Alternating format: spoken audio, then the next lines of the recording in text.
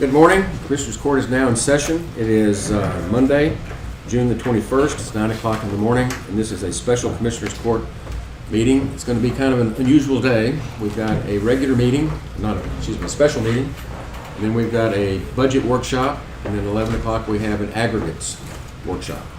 So it's going to be a little bit disjointed. Many of the things that are on the regular agenda are items that need to be discussed after the budget workshop. So we'll do some of the agenda, and then we will put off the things that need to be decided after we've done the budget workshop. So that will be the order of the day. So with that, I think there's just a few items on the agenda that we could take up before the budget workshop. And the first thing that I want to say, this is on YouTube, is that John Bull and Elizabeth Berry at the PDO and I met with Judge Williams, who chairs the oversight board for the Hill Country Regional Public Defender's Office, along with Judge Schuhart at Medina County and Judge Evans from Bandera County. We all met Friday for a couple of hours. They all serve on the oversight board along with Commissioner Letts, and we thoroughly discussed the PDO situation. And my public comments about Mr. Bull, I sincerely regret. And my comments were inappropriate, and I extend my public apology to him without reservation or excuse. And I'm genuinely sorry about the comments that I made, and anything that was attributable to any employee of the county or director of the county. And I was specifically named, I referenced Commissioner Letts. I apologize to Commissioner Letts. I referenced our auditor, Tanya Shelton. I apologize to you. I mentioned our IT director, Bruce Motherall. I saw him. He's right there. I apologize to you. I mentioned our HR director, Jennifer Doss. I apologize to you. I think I may have mentioned Shane Evans, our maintenance director, and I apologize to him. Now, that's the bad news. The good news is that the PDO is doing very well, and they have over 1,200 cases. There are about 20 employees. We're going to talk about the lease later in the program today, but I wanted to make this public apology first. So with that, we'll go on to the first item on the agenda, which is item 1.1, which is a public hearing to discuss the creation of the Kerr County Emergency Services District. And is that what brings you here? No? Well, yes, sir, but just in the audience. And that's Mr. Reeves and Ms. Dowdy. Judge, is a public hearing. Yeah. I'm just here So, for this. so is there anybody here that wants to discuss the prospective Emergency Services District number 3 for, it's in Precinct 2 in the Center Point area? There being no one, then I will adjourn the public hearing, and we'll move on to item 1.2, which is to consider, discuss, and take appropriate action to engage RX Technology for server upgrades for CJIS compliance. That's CJIS, which is what? Criminal Justice Information Systems compliance, and approve the budget amendment as needed. And this is Mr. Motherwell. Yes. I think I've got y'all's package where that we have a proposal from them to upgrade some of our server equipment. And we ask that you approve that. Can you explain the relationship between the server upgrade and the CJIS audit? Okay. The servers that we have today, because we didn't get to upgrade them during this last year, they're out of date and they will not pass the audit. They are not in compliance. And that will affect grant money. So are we replacing all of them? We're not replacing, we're just upgrading. Oh, upgrading them? Okay. The replacement part's going to come for next year's stuff. What are the financial implications? $23,636.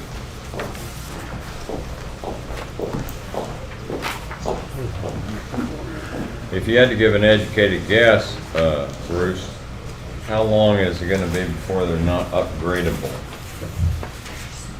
Sooner than later. That's the big expense. Sure. But How long in other words, how much time does this give you? Most of these servers are 8 to 10 years old. They are approaching the end of life. They're And gonna they be will need to obsolete. Did you do a cost analysis of replacement versus upgrade? Right. And what kind of We don't want difference? to, what we're trying to do is to do a consolidation, and that's part of the big budget package that's gonna come, is to do some consolidation of those servers, so it would be less expensive in the long run. Right, because the next gen is gonna be upgradable Yeah. infinite. So the promise. Close. That's the promise, That's what they say. yeah. Bruce, is there a deadline? Is it? are we Our running the gun? audit is overdue. And I've got RX on standby to do this immediately. This is essential, isn't it? Yes, it is. Was this foreseeable that this was gonna happen? It was foreseeable. We were hoping because of COVID, we might get shoved out to next year, but it's not gonna happen, I don't think. They're back into it now going. So had COVID not happened, you would have I would planned to have do it, already asked for this. and this was in the budget. This is not in the budget. This is excellent. Well, how could you have, I would have, yes, but that's what I'm saying. It's an expenditure that was foreseen, but not totally geared for because we cut it all last year. It was in my budget to begin with last year, oh, it was in the budget? and then we cut it back. So that's where that went. I'm not sure I follow that, but But this is like putting new tires on an old truck you're gonna get rid of soon. So, but it has to be done. Timing wise, yes, And the tires go with the truck when it's over. it's still there. Yeah. I hate to waste the money, but it has to be done. Is that a motion? Yeah. That was a motion. Second. are we voting on wasting money, or are we voting, I'm kidding. Forget that. The motion was made by Commissioner Balloon, seconded by Commissioner Letts, to approve the server upgrades for the CGIS compliant and approve a budget amendment. You have the money in your budget, we just have to amend it to be able to fund this, right? I think that we're going to have to actually fund it. Oh, okay. So there is a budget amendment. We're certifying new revenue in the sheriff commissary phone line item for $24,000. And then we're putting the $24,000 into the IT capital outlay. So this is an interdepartmental transfer. Budget amendment, It's correct? actually coming from It's outside. revenue. It's outside the budget. Even because outside the budget? The sheriff controls the commissary fund now. But it So- is for No. criminal justice. Okay, so last year, there was a OAG opinion that stated that the money that's made off of the commissary phone has to come into the general fund. So last year, when we were looking at that, we originally budgeted about $35,000, and right now we've collected closer to $70,000. So that's why I'm saying it's new revenue. That's good. The motion includes that? Yeah. Yes. Okay, any discussion? Those in favor, raise your hand. Unanimous, 5-0. I think we'll skip over 1.3, 1.4, 1.5, 1.6, 1.7, 1.8, and 1.9, because all of those should be considered after our budget workshop. Let's go to 1.10, which is to consider, discuss, and take appropriate action regarding the lease with Hill Country Regional Public Defender's Office. As I said earlier, the good news is that our Public Defender's Office is immensely successful. They have taken on over 1,200 criminal appointments to date between the 5 counties.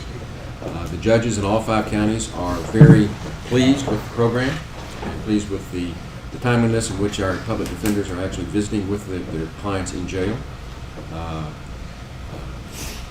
They have gone through and they have grown much more rapidly than we anticipated. You know, that's always good news. You grow, but it brings other consequences with it. And one of them is that they've taken a look. They've already got 20 employees, and at the end of the day, we're supposed to have 21 of them that will be housed here in Kerr County and about 10 of them over in Medina County. And we purchased we're in the process of purchasing 550 Earl Garrett. And just to briefly report on that building is scheduled to be roofed this week. It was delayed because of the rain. Once we get the new roof on it, then we can have all the inspections and the certificate of occupancy. And we're still anticipating closing by the end of the month. That is the plan. But nonetheless, the PDO has, when we originally contemplated housing them over there, we looked at the second floor, which actually is 2,828 square feet. They are requesting at least 4,360 square feet of space is what they're requesting to lease. That's pretty much the whole shebang, isn't it? The whole shebang is 56. And that is of the usable space. It doesn't include the common areas, Sure. or the maintenance items in the center of the building. But that would be basically leasing the entire building. And so we do have our quarterly board meeting, it's going to be in Bernie this week, Thursday afternoon. And one of the things that we need to do on behalf of Kerr County is to get this property under lease so that we know what kind of income stream we're going to have. We originally planned market rates at about $1.25 per square foot per month is pretty much the going rate. That rate is probably going to go up with inflation. Everybody's paying more. That's not surprising to anyone, I don't think. But so what I would be asking the court to do is to authorize us, Commissioner Letts and Judge Williams and I are on that board. We will attend this Thursday, and we'd like to have lease discussions with the Hill Country Regional Public Defender's Office. And if they want to lease the whole thing, I need to know that that's something that this court is interested in doing, or willing to do. It would increase the annual payments from approximately, and these are approximate numbers, from $45,000 a year to approximately $90,000. This payments from whom to whom? It would be from the Hill Country Regional Public Defender's Office, Okay. which is the entity that we created with the 5 counties to oversee this public defender's office. And that rent would be allocated between the 5 counties on the basis of case counts that would be reviewed annually. Right now, I believe, I'm looking at my auditor, we're at 34%? Roughly 34% of the cases that the PDO has are Kerr County. And so, just using approximate numbers, if we're talking about annual rent of perhaps as much as $90,000, $30,000 of that is a Kerr County obligation. The $60,000 comes from the other 5 counties that they pay to help defray the cost of purchasing the building to house the Public Defender's Office. And in talking with TIDC, that's the Texas Indigent Defense Commission, we can take that by way of credit, or we can actually contribute cash, our share of the rent, pay cash. At one time, I think initially talking about 30 people in PDO. 31. 31, 20 attorneys, 10 21 support staff. 21 attorneys. 21 attorneys. And that you said something a while ago about 10 being in Medina? Okay. So 10. out of the total of 31, 10 are going to be in Medina. The Was that original always the plan? Yes. To have 10 in Medina? Okay, okay. And They're all Kerr County employees. Is that an issue, having Kerr County employees working full-time in Medina? That's another agenda item. Okay. It's not an issue that they're Kerr County employees. Okay. The issue Yeah. is who's going to handle the administrative headache of taking care of this PDO. Right. And it is, Okay. from my public apologies, As you know, it's Commissioner, been more difficult than I anticipated. Different agenda item. So grand. Okay. All right. And what is the annual payment on the mortgage for this building? I'll have to get back to you on that. I do not know it off the top of my head, but just a second, hold that thought. Well, that'll It's in the play into budget. whether we take our credit or make our payment. Yes. And just kind of go to your question, Commissioner. I anticipate either I or the judge will put PDO on next Monday's agenda after our meeting this week. Okay. All right. And that will help answer some of the questions. Okay, good enough. So the motion that I'm making is to authorize us to enter into these discussions because we need to report back to be able to finalize something. Because we're anticipating that we will have the certificate of occupancy by the end of the month, first part of July. And then we have to get the phones and the internet and schedule the move. And there's quite a bit of activity that has to take place to get a move in. And so what's the motion? My motion is to authorize Commissioner Letts and I to discuss lease terms with the Hill Country Regional Public Okay. Defender's Office and report back to the court Okay. on the progress that we make. Okay. Somebody second it? I'll second. So I've made the motion, been seconded by Commissioner Blue to authorize Commissioner Letts and I to discuss lease negotiations with the Hill Country Regional Public Defender's Office and report back. Any other discussion? Those in favor, raise your hand. Unanimous 5-0. Okay, at this point, since we're going to reconvene, I'm going to recess the special meeting. We'll come back and we'll handle the other agenda items. We'll handle the approval agenda at that time, if that's okay with the auditor's office. Then I will set this aside, and so we are in recess as to the special Commissioners Court meeting. And at this point, I'm going to convene the budget workshop, and we will proceed with that. And Mr. Robles, are you going to? I thought we'd start right down the list. Judge, may I say something at the beginning? Please. Okay. Commissioners have a very major responsibility, and that's to approve the budget for the year. And I think the budget procedure for establishing that budget is very fast. We do a lot of things. I think we should, as Commissioners Court, when we have a budget workshop, we ought to have the information available to us at least 2 working days in advance. In other words, to have a effective budget workshop. This morning we got this information. I haven't looked at it. I don't think any other commissioners have looked at it. So I'm not saying we can't go through this morning and hopefully make some progress, but if we don't make sufficient progress, then we just probably need to reconvene this session. But I think we need to, in the future, any of the budget, we got a bunch of budget workshops this year. I'm going to recommend, I'm not going to make a motion, it's not appropriate, but I'm going to recommend that we ask the auditor's office to provide us the information at least 2 business working days in advance. So, and if we can't, let's just reschedule the budget workshop. I agree with you 100%. The problem is not on the auditors. Sometimes they don't get it from the information they need. Whatever. Yeah. Whatever. Right. So I don't want to single them out, but I know sometimes they're fed the information. Well, that's who we get it Yeah. from, so that's, Right. and whoever, if they've got an issue with departments or whatever, so we need to face up to it. This is too important to not have a chance to look at it and think agree. about it and ask questions. Okay. I think we all agree. Well, But the question is, how difficult is that? How likely is that it's doable? 2 days in advance, I mean, what are you waiting on, for example, today?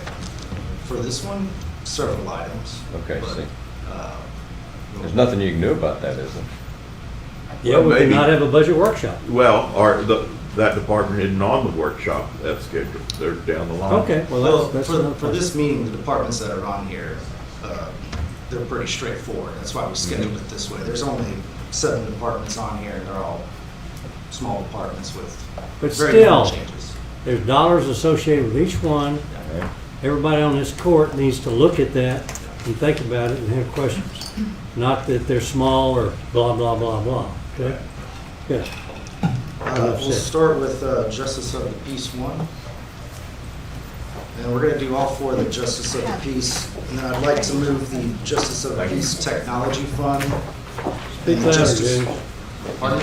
Speak louder, Louder. please. Yeah, I'd like to move the Justice of the Peace Technology Fund and Justice Court Building Security fund right at the end of the Justice of the Peace 4 presentation, since they're all related.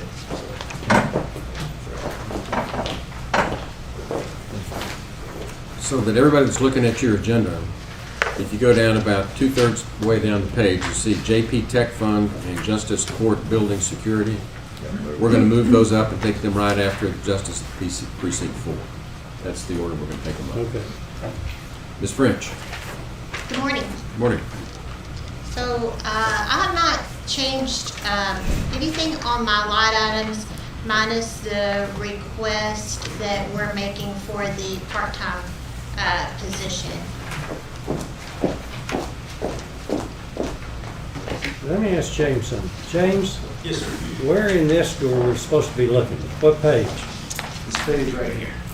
What page? First page, It's the very first the page. cover sheet. Cover sheet, okay. And right after that, they're all in order.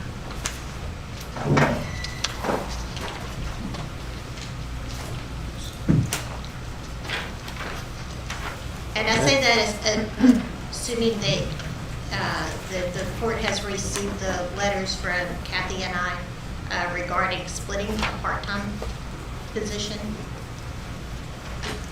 That'll be discussed in a different section. With a special All on request. the page. Oh, okay. Good. I didn't hear that. That'll be discussed with the new hires and special requests and part-time in a different section. This is just the operating expenses of her office at the moment. Well, I think it's important that we all understand what we're doing. Let me just kind of back the train up a little bit and let's reset.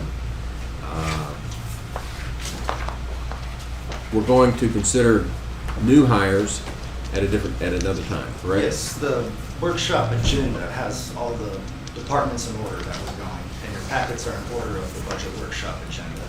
So we're gonna do the JPs, treasurer, constable, and then we'll get into the employee requests for staff reclassifications, new hires, capital budgets.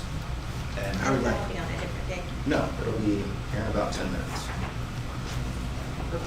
We're just following the order of the agenda.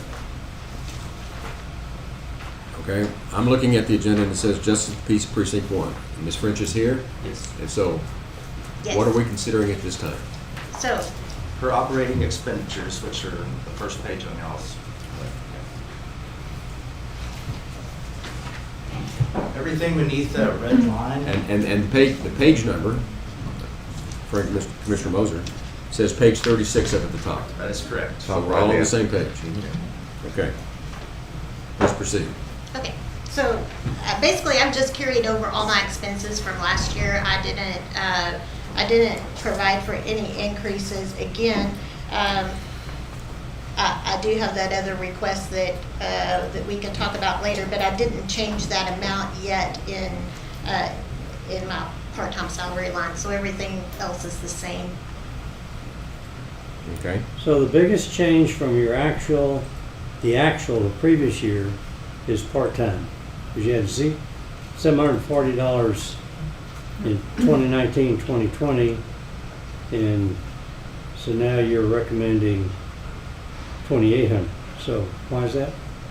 So the reason that we have not used, that's our floater salary. And that's another thing that I want to get into when we discuss this part-time request that we're talking about, because where we have saved money for the county on that floater salary is basically there's not a lot of available floaters to cover 4 different JP offices, and they're not always, they don't enjoy regular employment with the county, so if they're not available on the days we request them, they're not available. They're also not trained in our offices. Are basically there to take messages and assist the best they can, but they're basically seat warmers and not trained employees. So Kathy and I have had more luck in our offices just forwarding our phones to each other's clerks and putting signs on our door and sending them up and down, which has saved the county a little money on that floater, but it's not real efficient for our offices. So we don't have to discuss that now. We can discuss it later if you like, but they kind of run together. Okay. So this page here that was just handed out, what is this? This just shows the cases? So what I handed out was just to show the difference in our caseloads and how they've Okay. changed over the years with our jurisdictional increases and the taking on of more debt claim cases. Okay. So essentially, civil has become a full-time job. It's a significant increase, okay? Yeah. Thanks. And so our clerks trying to balance our caseloads are needing a little extra help. So Okay. that's where that request comes in. Good deal. So I don't know, do y'all want to talk about that now or you want to wait? I'm just looking at it relative to your budget request and to be consistent, okay? So that's the only change that we're requesting. That's good. Okay. And just to clarify, so that people understand, Yes, you're the JP of Precinct 1, yes, sir. and Judge Mitchell is the JP of Precinct 3. Yes, sir. And y'all are asking to share an We're employee. asking to share one part-time employee. To share one part-time employee. And that's the only real difference in your budget from last year. Yes. Okay, Good enough. that's clear. Thank you. Good. Okay. Thank you, Mr. Any other questions? No? Okay, thank you. Thanks. Justice of the Peace Precinct 2, I saw him out there. J.R. Hoyne. Morning, Judge, Commissioners. Okay, this is page 37 for those that follow the page numbers To the hymnal? to the hymnal. Yeah. Okay. And your budget hasn't changed from last year. Very little, sir. I think we've had a little drop in training, an increase in our lease copier monthly payment. Okay. Good deal. Good job. Thank you. Any questions? Well done. Thank you. Appreciate you keeping us on the straight now. Thanks, gentlemen. Appreciate you. Thanks. Next is Justice of the Peace Precinct 3.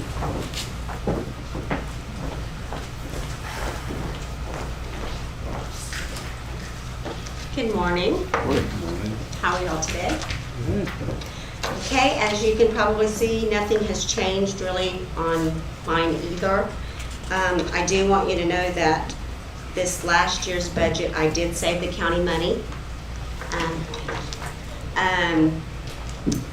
The Texas Supreme Court allowed us to take, because of COVID, to take our 20 hours of mandatory school online, and I took all of mine online, so I did save the county that money. Very good. Sounds good. Any questions or anything? No, and just to clarify, you're joining in the request for to share a part-time employee with Precinct 1. Yes, sir. Thank you. Thank you. Very good. Next is Justice of the Peace Precinct 4. I saw him there too.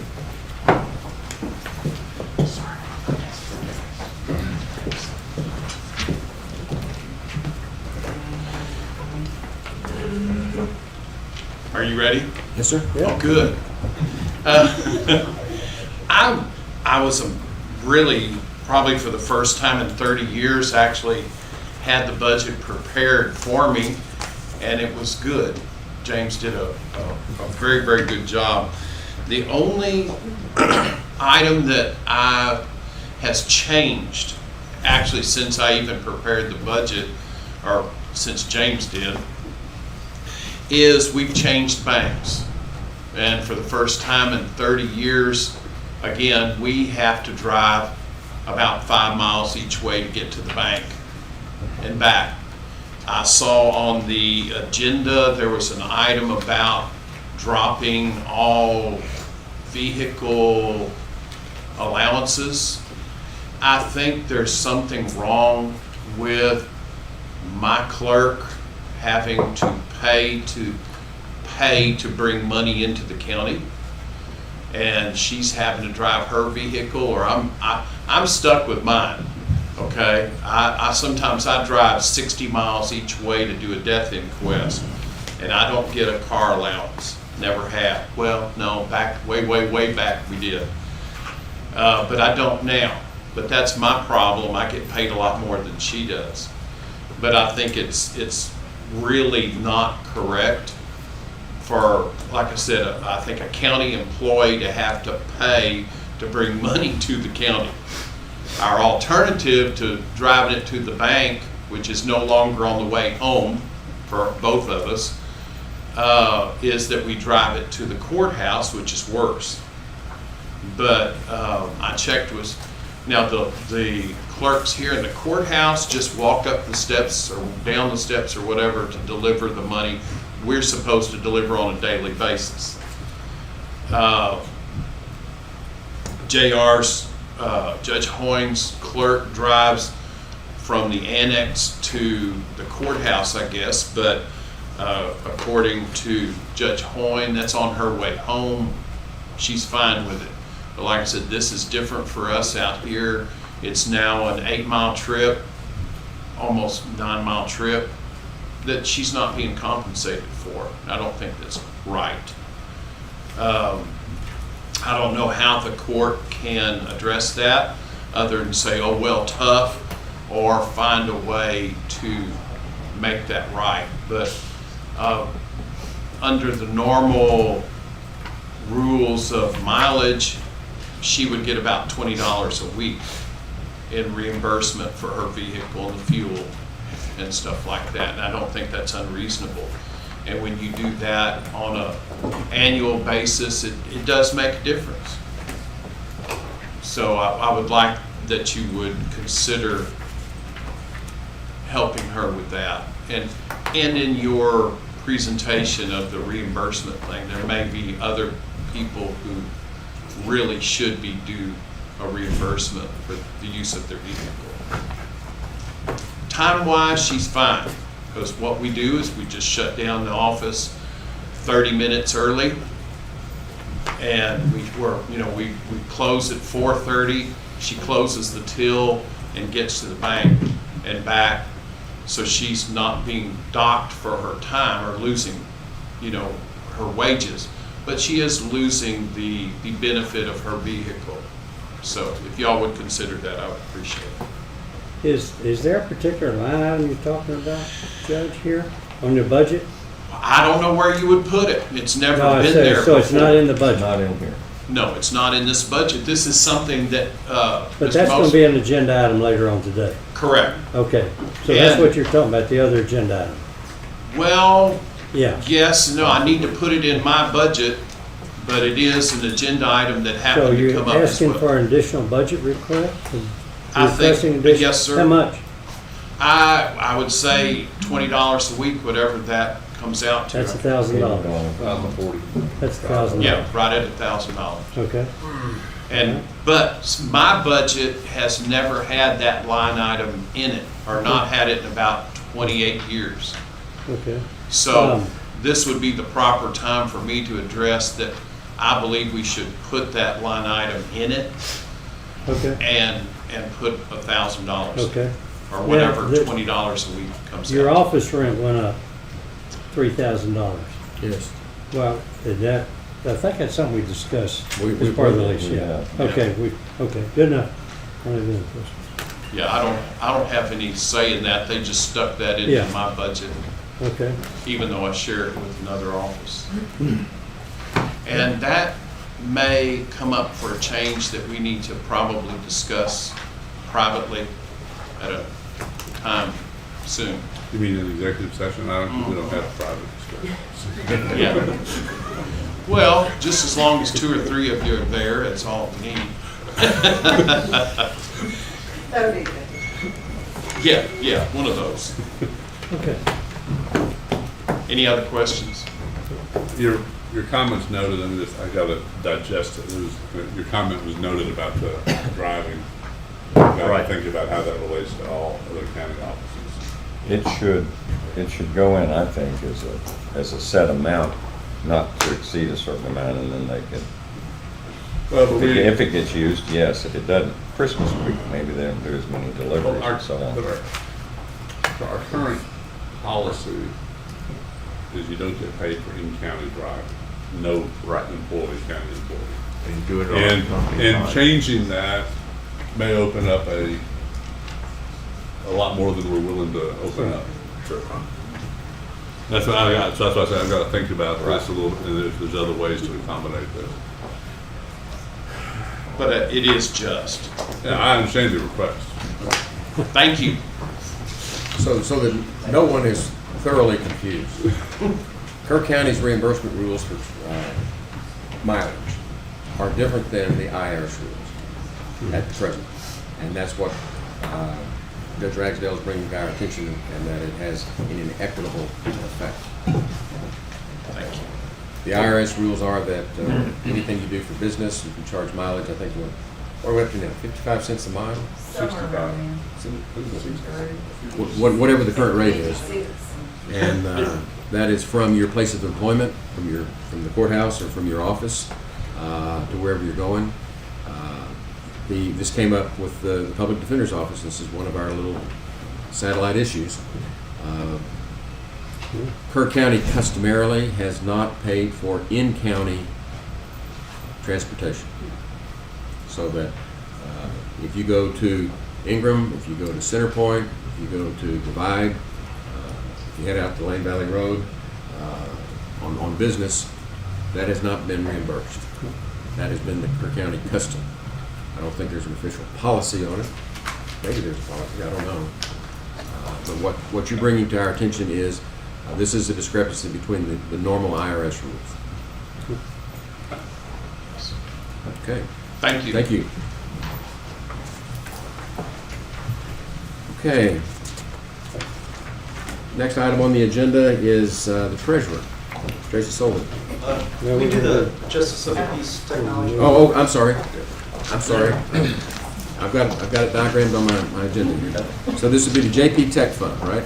Yes, and their budget request is 2,000. That fund has What? been. Give us a page number. Two. Got it? They're all in order. Okay. We used to pay for Tyler Technology bills out of there, but the fund has slowly been depleted.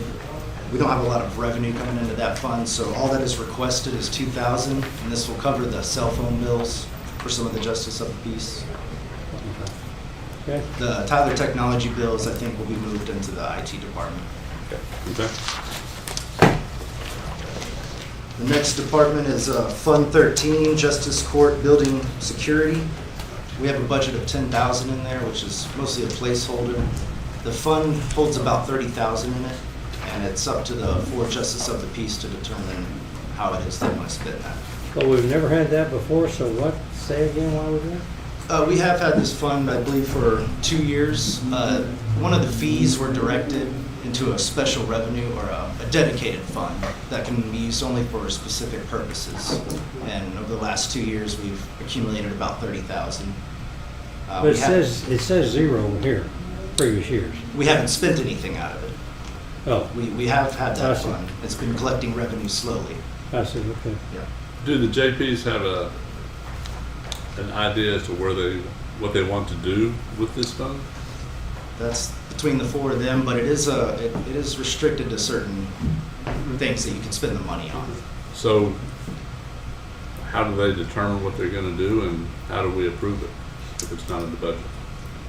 Well, we'll have to look to see if they have any needs first, and if that fund will be able to cover those needs. So this is a placeholder, It is. and later in the Yeah. budget, it'll come up with the actual That's correct. project. Yeah. If there are projects that need. Okay. So this is money in an account now, Correct.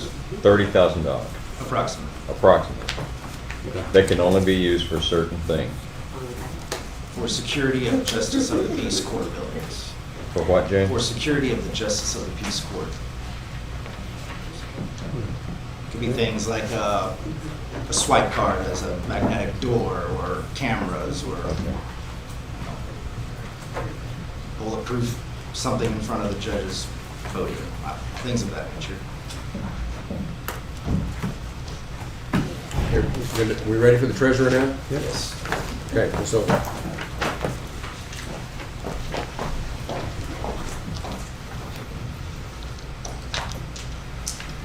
Good morning.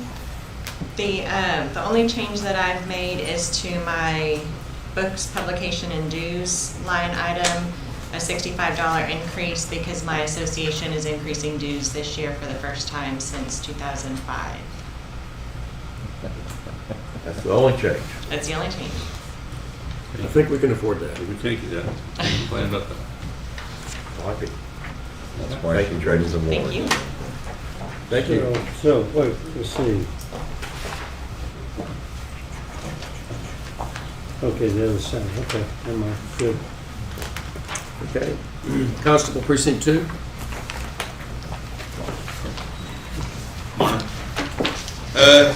Same budget as last year. I am asking for a slight increase in fuel because of the rapid rate that it went up and the amount that it went up per gallon, and don't really see any relief in sight in the near future. So I asked for another 500 in fuel budget. Good. Okay. You requested it, but I don't see that it's in the admin recommend. It's the requested budget column, is the department requested budget. It's Yeah. 2,500 versus the 2,000. Right. Which one do we get, which is the official? The admin recommended is the judge's budget that he presented first, and the requested budget is now the department requested budget. Okay. So the increase is 500.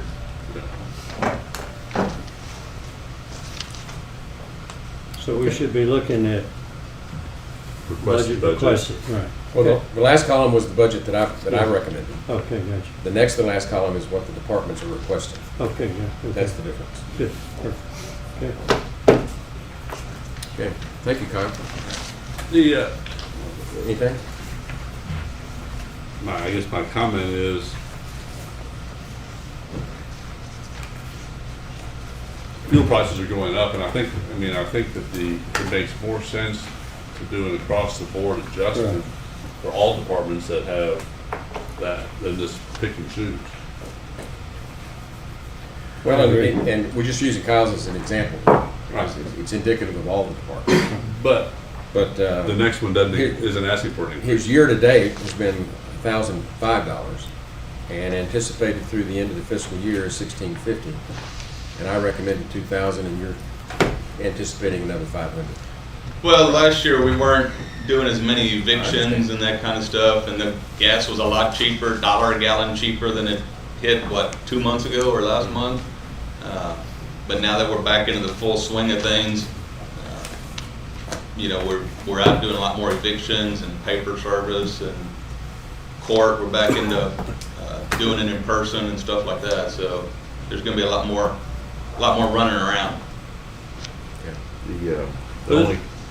The only problem with your suggestion is one size fits all, where you go to precinct 4, he's got longer drives sometimes. Precinct 4 isn't requesting an I know, but if we were to, I mean, it's, one size doesn't fit all as far as the range. Just a percentage increase for all of them. Right. Yeah. Right, that's what I'm saying. I mean, if fuel prices are projected to stay where they are, it seems that on this type of a line item, you increase them for everyone 15%, or 25%, and whatever the number is that we think is appropriate.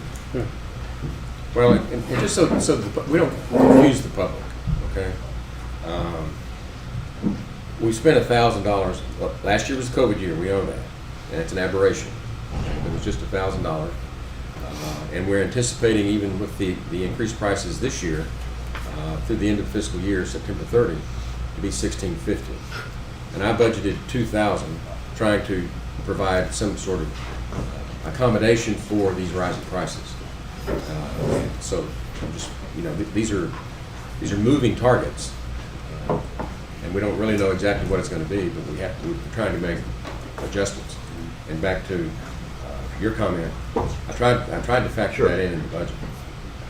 So, Well, if there's a 25% increase in fuel for all departments that use fuel, that changes the budget substantially. Right. If we do that. If we don't Go just down take that whatever road. requests they are and what they feel they can work with, you change the budget dramatically doing that. Right. Fuel has gone up 50%. Yeah. But my comment is, I don't see why we. I understand, and it's a good point. I'm looking at precinct 4, who does drive a lot, and he thinks he can make it fine. So I understand Kyle. well, we may be changing his mind. I don't know. I just think it makes more sense that if that's truly how we're gonna look at it, we should look at those departments that get a fuel line item and adjust them the same. I agree. Rather than, and I believe, my understanding is going into this budget process that because there's unknowns, the idea was to have a larger contingency fund at the county and non-departmental, and then move money to where it's needed rather than budget everywhere extra. Yeah. Another way. Well, I'd rather see it expended as we go personally than all this turn Right, money back instead of over at the end automatic. of the year. Yeah. You have a truer budget if you do it that way. All this, I didn't use all this here, giving it back at the end of the year. I'm not a fan of that. I've We tried look that for at, years. we look at all these projected year-end deals and they're substantially lower. Before we get too far into that, please disregard the projected year-end column. This is something we have to deal with every year. Right. It's a Yeah. column that Right. cannot be taken out of this report, and it's not accurate. No need to state that, we do. Yes. Ignore it. Thank you. I do. I mean, But my preference is, sorry, Kyle, is to take the 500 out and then address them As you go. uniformly or as we go through the year. Right, agree. Because the judge is giving you an increase over what you're projected to use, so we're not going to use that number for. Okay, thank you, Kyle. Let's move on to Constable Precinct 4. Brad Ryder. Well, if you want to put more fuel on there, I'll just take it. I only changed two things on what I got for the recommendation. One of them is just for an office scanner, for a document scanner, so I could save space in storing documents and put them back in for records retention into the computer. The major thing, though, is a vehicle. And what I did with that is I did go out and get some bids, which I didn't bring to provide you because they're kind of out there.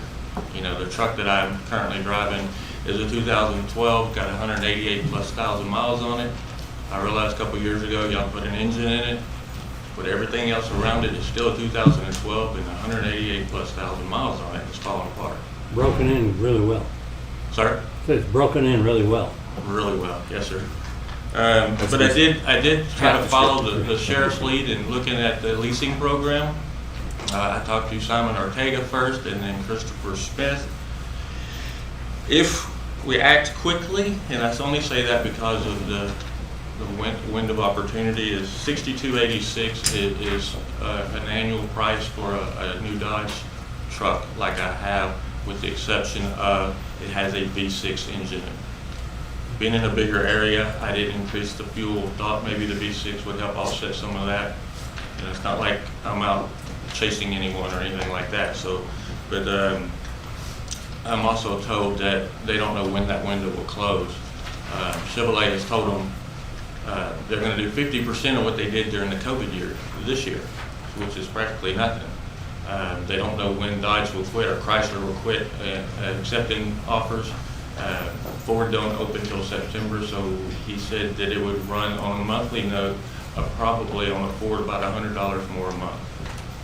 So this 6,200, is that a purchase or is that a lease? Lease. It's a lease. Lease, okay. Yes, sir. And the way he described it to me, sir, is they take the truck, we take it, I have it for like a year, they can take it back, sell it, and the equity just keeps going back into the next year. And I'm sure you're familiar with that already, but basically after 4 or 5 years, it's really cheap, so to speak, or less expensive, I should say. So it's the same program the sheriff's using. Right. Exactly. I think that's reasonable. Okay. I know that truck has seen its better days. A lot of miles. Yeah. Okay, thank you, Brad. Thank you, sir. Does this rolls into the plan we currently have? The enterprise program? Yes. We've had Another vehicle several, on. we've had several departments request new vehicles, and that'll be addressed in the capital outlay section we'll get to in just a moment. Okay. Directly behind that last page, the Constable 4 page, is a page that looks like this. It's called Special Requests. It's related to salaries, and that'll be the next section we'll go over.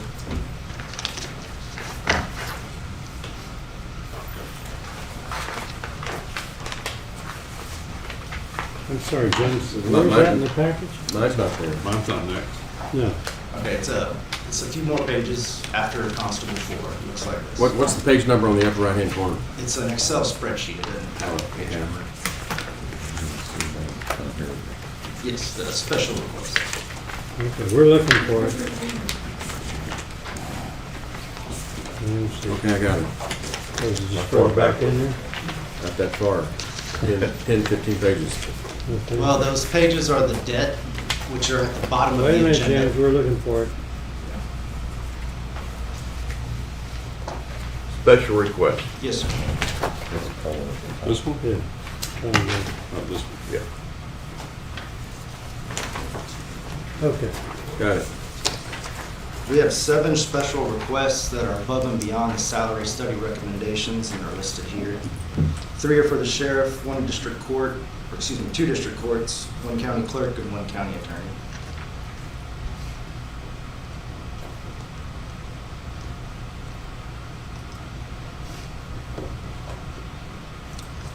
Total salary increases for all 7 are going to be approximately $40,000, with roll-ups approximately $50,000. And behind that page are the letters that each department head and elected official wrote as explanations for theirs. I see 3 of them in here today if they want to address the court specifically. Whoever wants to go first. We have the sheriff up first with his recommendations if you'd like to address that.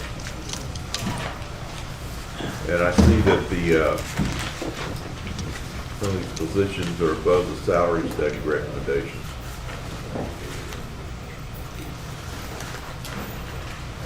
Just to give an FYI, the sheriff's, his 3 weren't really part of the salary survey. These are new programs I believe he wants to implement, and so creating new positions, which is why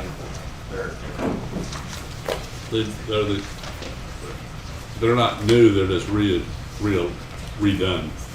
Existing personnel, job descriptions change. Yes, sir. You may proceed. All right. Yeah, Commissioner, Judge, what I've taken is the first 6 months to evaluate the sheriff's office. I'm kind of coming up with a 4-year plan, so I don't just come and surprise y'all with anything. But in this 6 months, what I've evaluated is on a daily basis, pretty regularly, I get asked, what are you going to do with the borders being open to protect everybody?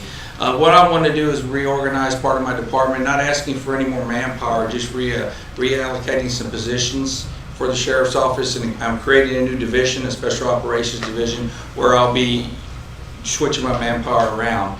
And with that, basically what I have here, y'all have the paperwork. I'm wanting to take a sergeant's position evidence to a captain's position and another sergeant's position to a lieutenant.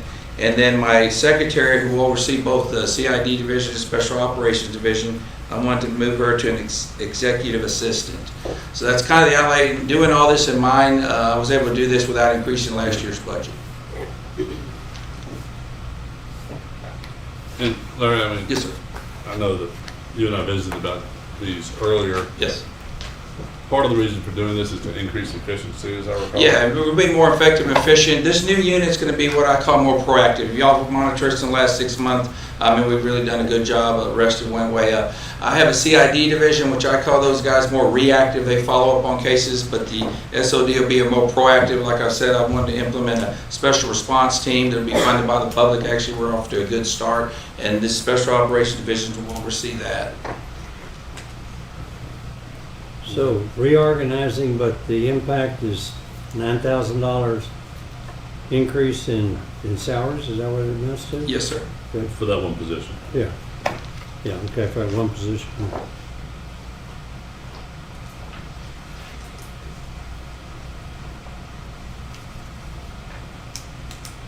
I look at those 3 changes as really allowing the sheriff to reorganize his department that he's newly elected.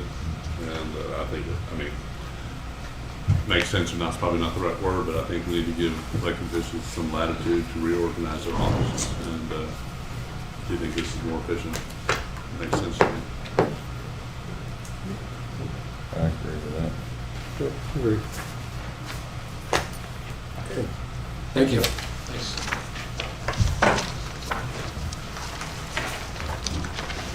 On the, James, Yes.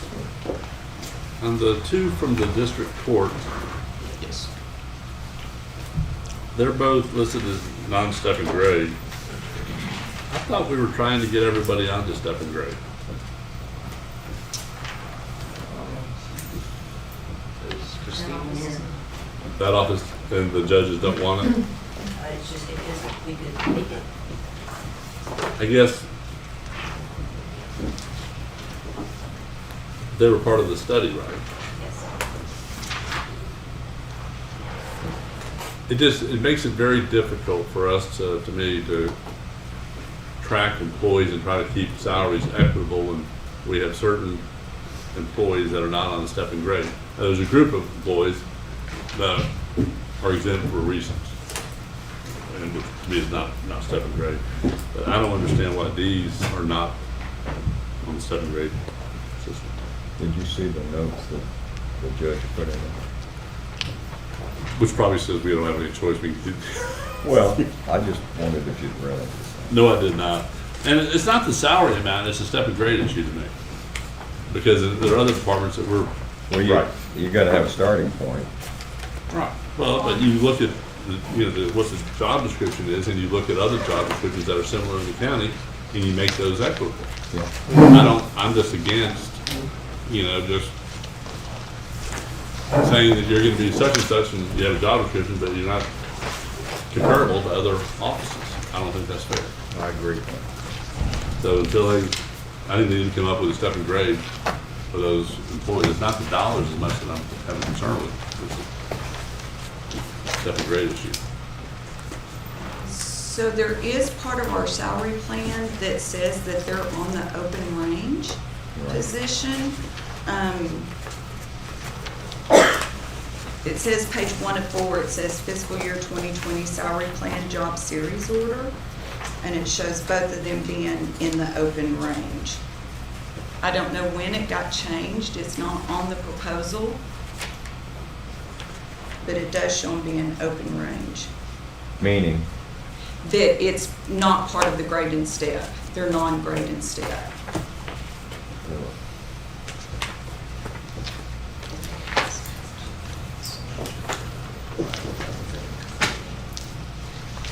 So it's an up or down request at that point. There's nothing you can tie it to.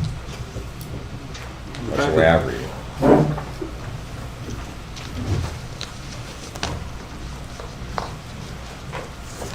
I don't think we should have any open range employees, period. Well, I would agree with that. But It's, that's I mean, right. it's, I mean, my. I think we're all in agreement. Yeah. So, until, I don't, that's just my feeling. But is that's a policy thing, man, that's not. Well, we've been trying to move that direction, and have salary, and we're trying to we'll try to get the salary ranges for all the exempt employees. Right. And to me, they need to be put in the step and grade, and then we look at where they fit. Who's the last calf in the gate is the question, so that's the way I see it. You gotta do it sometime. Right. So, I think that's probably more of a policy discussion than it is the letter that the district judge had wrote. Are y'all okay with the amounts separate from the step and grade discussion? Well, I'd Not like to see really. what that state, no, I'd like to see what that step and grade is first. Well, he's trying to figure out where to plug it into the step and grade chart. Right. That's correct. And some justification. It's a pending issue. Yeah. Well, We can bring back. since we are going to have to revisit it, Yes. why don't you go ahead and take what has been requested and convert that to near step and grade so that we can begin to have an apple-to-apple comparison. That's a good idea. It's a starting point. Okay. Next up will be the county clerk requesting a deputy clerk to an admin deputy clerk.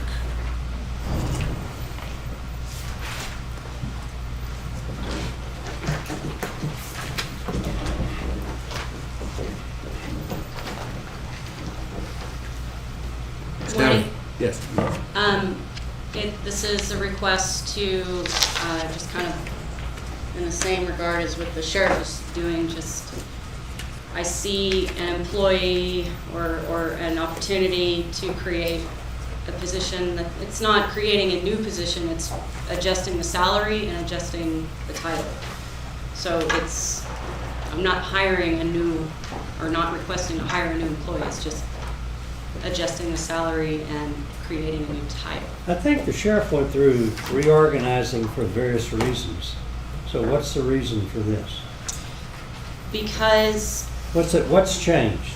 well, there's What's increased? the amount of duties on Huh? the admin clerk. The amount of duties on the admin clerk. What changed to increase the amount of duties on the Public admin? assistance. Huh? Public assistance, just people. Population didn't increase, so what's? We have a lot of land record increases. Okay. And so there's general public, the demand of the general public in that regard. And Okay. then as far as birth certificates. So the as amount of land increases. And it's safer for me to have someone on call to be able to open the office and to close. And But nothing changed to do that. well, I have two on standby, the chief deputy and the administrative deputy clerk and myself, so technically 3. But in the event, kind of like through COVID, I had to have somebody available to open. But that's gone away, COVID's gone away. Well, that is just an example to have in the event. And then through the winter storm, that was a whole other issue with the mental health and things that had to get done. But you said something a while ago that makes a lot of sense. Go ahead. Increase in land Yes. documentation, whatever that documentation is. So I can see a big increase in that. So is that part of the major part of your reason for this change? It's a lot of different duties on the administrative deputy clerk for a total of 12 employees. To supervise and to make sure that they can open and close, assist the public at the same time. But Jackie, what I'm looking for is what changed from previous years to this year to increase for the requested increase? What changed? The amount of public assistance, just the demand of the public in person and on the phone. I think, Go ahead. I think, the way I look at this, I think that we have been reading the court, really held almost every department feet to the fire line on hire additional employees. And they've made some changes. But there is no question that work in every department has substantially increased in the last 10 years. And I don't know that we've added a whole lot of employees during that period. I think we really need to look at what you're saying. I think it's part of the budget. I think we need to look at, but I think there's a comparison that I like, whether it's accurate or not. I do compare your office with other offices as to, you have a number 1, which is you have a number 2, number 3, and on down the line. And I think that needs to be consistent between the offices. But I also think that there has been an increase in workload. There's no question. In your office, in the district clerk's office, in JP's offices, the tax assessor office. So I think we need to look at a plan as to where we've been kind of looking at all those departments kind of at once. And I'd rather look at it that way rather than pick one now and then we're not looking to the district clerk today, but I would anticipate she'll have some adjustments, and Bob may have, I know Bob has some adjustments to his in the tax assessor's office. So, I think it's kind of, I'm hearing what you say and I agree with you. I'm just not sure how to do it. Okay. Exactly. And I'd really like to have it maybe the next workshop is kind of look at all of, kind of look at I'm glad we're getting it today so we can start thinking about it, but. How is it measurable? Right. Yeah, and I know that, yeah. And how do you quantify it? Bob Reeves could look at it based on the number of licenses or transactions, or same way with number of transactions increasing. Well, That's a metric. It'd be that's Yeah. a good point. It'd be Right. interesting to see if Right. overall it's increased 15%, 20%. Yeah, that's where I was 35. coming from. I don't see, the county hadn't changed a lot. Yeah, a lot of real estate transactions are happening more. Population is not increased that much, so I agree with Commissioner Les. Let's look at it. Let's increase the workload in the county across the board. Maybe there's reasons, I don't know. I mean, I think there are reasons. I think Well, that probably there's, are. I mean, virtually every office has increased workload. Certainly on the judicial side, there's a lot more. And that takes care of, that's a good part of our budget. You go everywhere from the sheriff's department to the county clerk, to the JPs, to the district clerk. They're all dealing with judicial issues and other issues. I would say one other thing, that it's also to create incentive, I may have already said this, but to create incentive within the office to keep employees here in the office instead of seeking employment elsewhere. It just creates a title with a little bit of salary boost. So that It's good. I go back to Because- consistency. I just think we need to be Sure. consistent in what we're doing. Okay. And let me follow up with salary. Is this salary request in line with the salary study? I'm showing that it's above the salary study recommendations. I mean, I think that's all based on perspective of, it's all opinions. Everybody's going to disagree. I disagree with it, but I'm not trying to be disrespectful. But I just think I am there every day. I see what goes on, unless I'm on vacation. But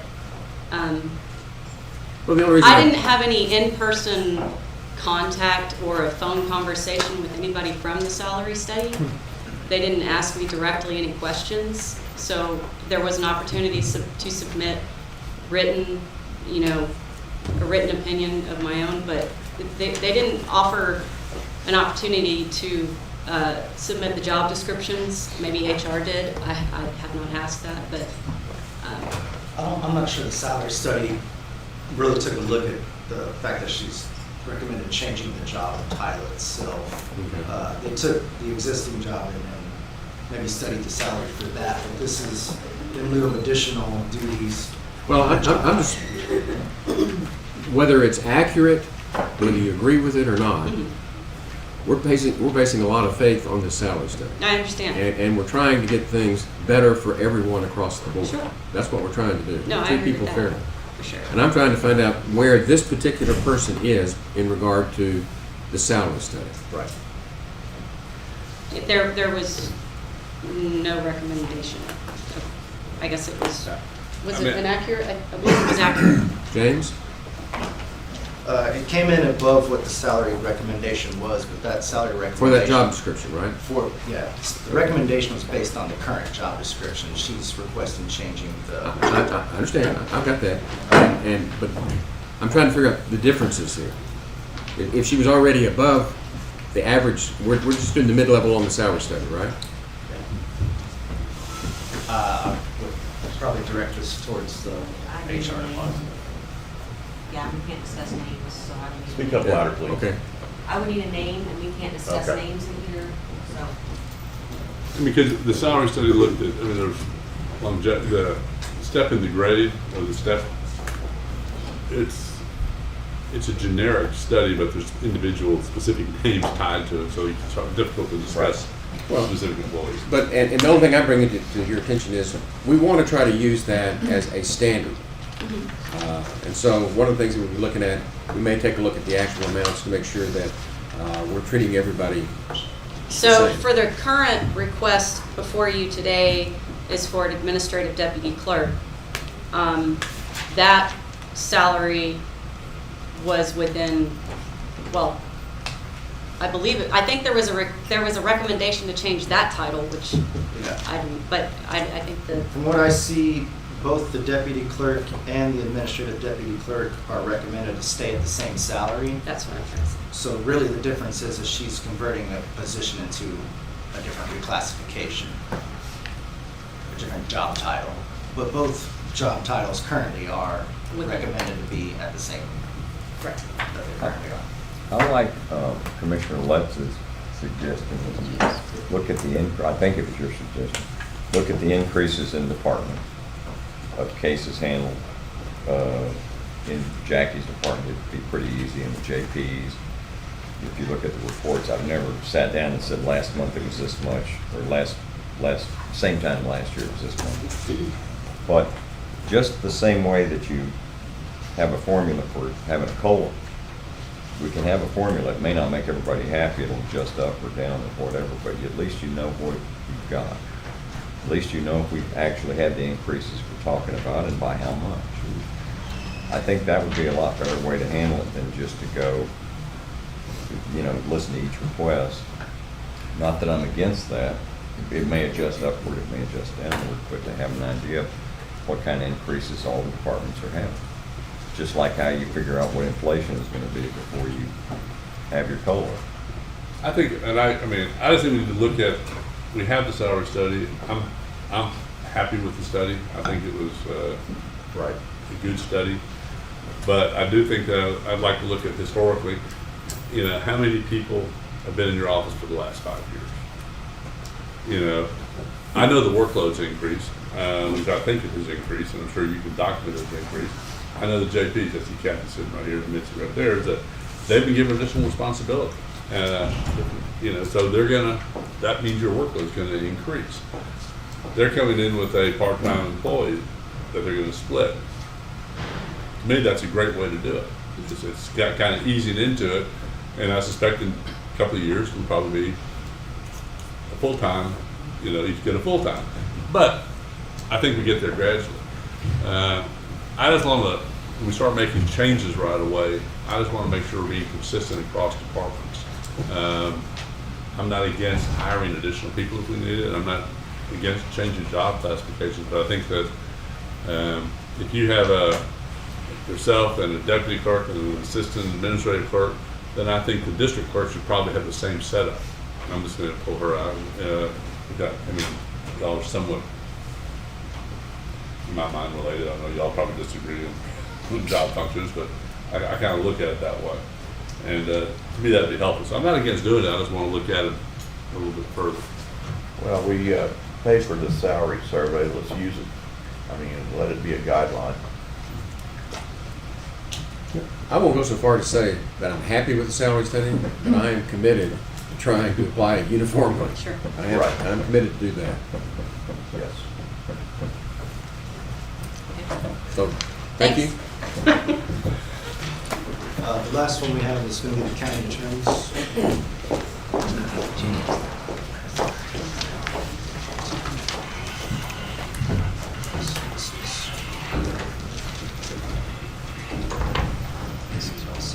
Thank you. Got it. Ms. Stebbins.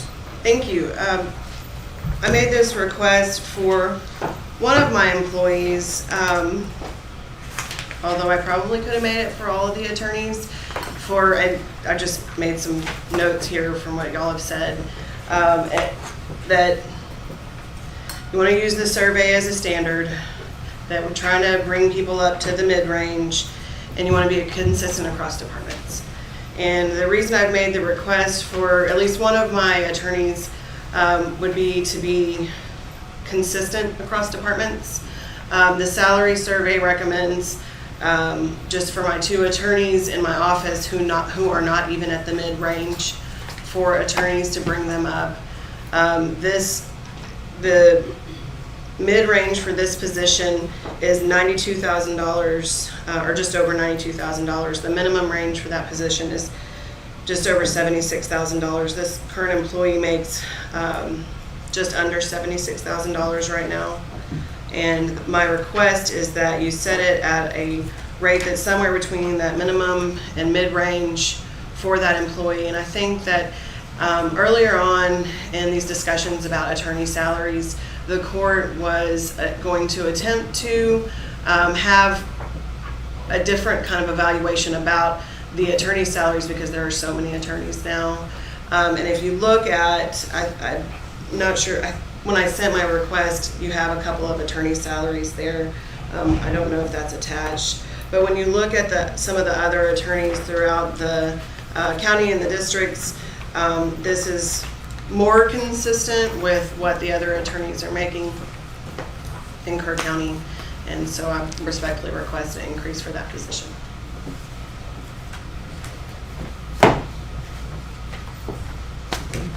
Questions? I mean, this one, I mean, it makes sense to me. It's getting to the midpoint of the salary study, or about. Yeah. And this person's been around for a while, so Okay. I'm okay with it. Pick it up and leave. I'm going. Go ahead. Okay, James, what have we got next? The last part of this, which is the note at the bottom, the Environmental Health Department is requesting hiring, I believe, an admin assistant to kind of act as an overlap for the retirement of one of their employees, and you're welcome to address that if you like. I didn't get the letter did not include a number per se or amount of time, but I'll let you address that. Ms. Batters?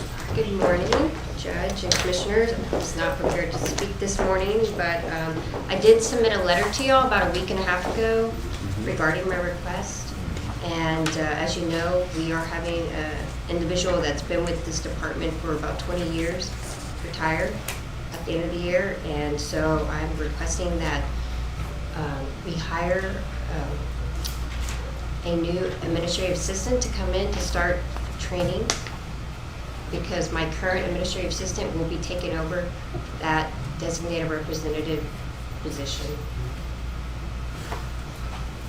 And this How would we be down there if we just, once that person did retire, we didn't add another person? It would be very hectic. It would, yes, we get constant interruptions daily from customers coming in, from realtors calling, professionals calling, and there's no way that only 2 full-time employees could handle the work down there, especially with all the inspections and the increase of inspections that we've been having from the new constructions and development in Kerr County, and a lot of the new plat development that's been going on, and y'all can see in Commissioner's Court. And so it would be very hectic. There is no way that we could have, because sometimes we're out there to fill simultaneously, and we have one person in the office, covering the phones or admin. That's what they're doing, and they also handle the bills, the conducting the reports. So there, and also staying up on our TNR report, which is something I've requested as well. And you'll see that in the letter. We'll talk about that for another budget workshop.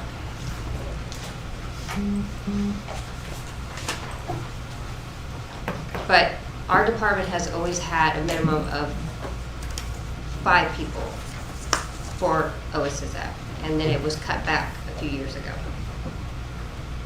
And we've just had a continual, as you can see our numbers, we've increased in our permitting numbers throughout the years.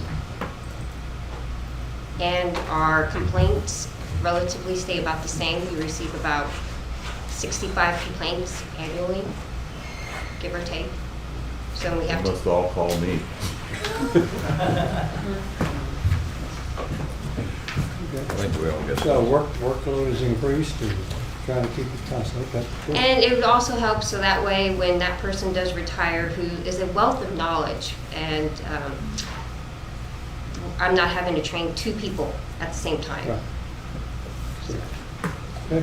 So this is I for think it 6 makes- months. Yeah. I don't know, 6 months seems long, but Yeah. I think I'm not for it.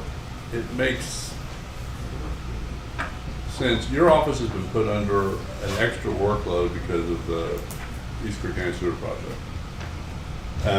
And that's taking Big up time, big time. a lot of extra work. So, but I also think that I really want to look at the organization, through Commissioner Harris, and that, and I don't want to go into too much right now, but I think that we need to look at the department and at how many people we actually need in that department.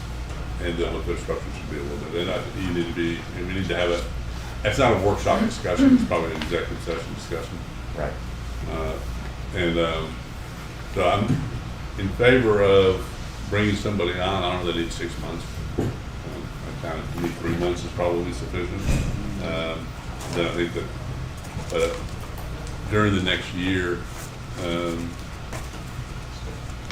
think that we need to have a further discussion. Well, if you'll remember, a year ago, March, we were planning on having one, and then COVID hit and everything got topsy-turvy, and we never did. Right. But I did it's going to pick up again with Centerpoint, East Kerr, mostly at Centerpoint as part of the phase project. And eventually Ingram as well, because they are projecting phase 3 of their wastewater project as well. So anyway, so for short term, I mean, I agree with that, but I think we still need to have a discussion about the overall department.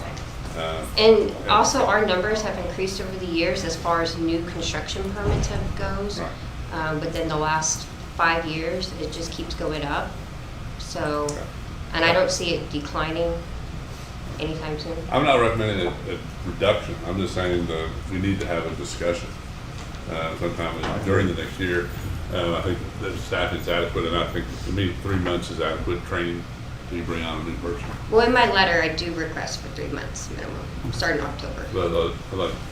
It does take a minimum of about 6 months to train for that position. That's what the request is here. Oh, 6 months on there, but your letter said 3 months? Anyway, 3 months to me is reasonable. I don't see the time. Yeah, I'm trying to find that too. I just looked at your. Oh, okay, October 1st. Last paragraph of the cover line.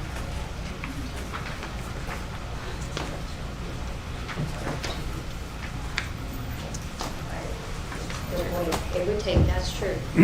James did mention that the hiring process as well, Ryan reminded me about that. And I mean, if we wait till October, that could take longer. Well, You know, the other thing is, Commissioner, in addition to the East Kerr County wastewater system, we've eliminated, good gracious, hundreds of septic tanks. All of them have to be approved by that. And the potential for, if Verde Creek Ranch comes about, that's going to be 170 new septic tanks potentially out there. So back to the metrics, Commissioner Blue, it's, there's some metrics that support this kind of thing.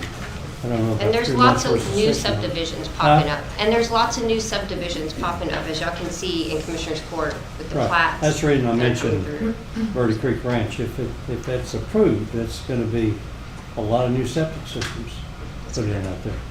I mean, I'm in favor of 3 months, which is what your letter said. Too many pieces of paper up there. Yeah, I know. So October 1st. Yeah, you get advertised for that, but hire October 1st. I'm okay with that. Okay. Thank you. Okay, thank you. That's the last of the special requests. The next section we'll get into is the new hire requests. And that'll be the section following all the backup documentation that you've received for the special requests.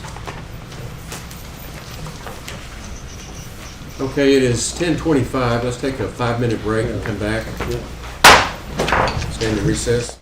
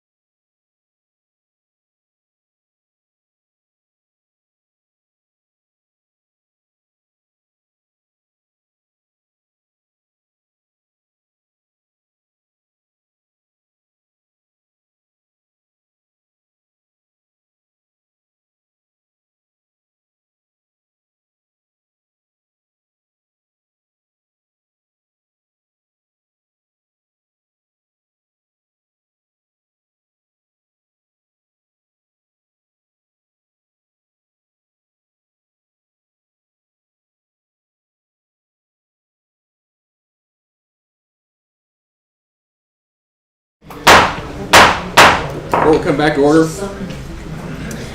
The next item on the, let me just make sure the public knows what we're going to do. We're going to go to right at 11 o'clock, which time we will stop the budget workshop because we have a timed item for the APO workshop. And I know there's a lot of people coming in for that, so we will take that at that time. And then once we're finished with the APO workshop, we'll come back to complete the budget workshop. Will that be on YouTube as well? Yes. Okay, good. Your hair looks fine. Thanks. Okay, Mr. Robles. All right, we'll start off with the new hire requests. We have 4 of them this year. One for IT, one for maintenance custodian, one for tax office, motor vehicle, one for the environmental health deputy constable.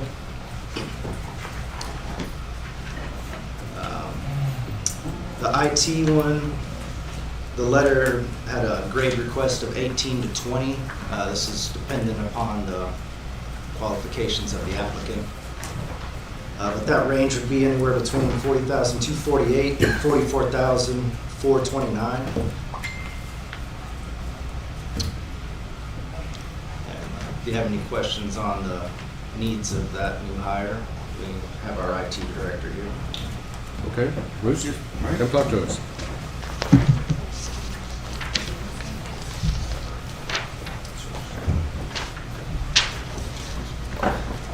As all of you are quite aware, we've had a substantial increase in workload in the IT department over the last year.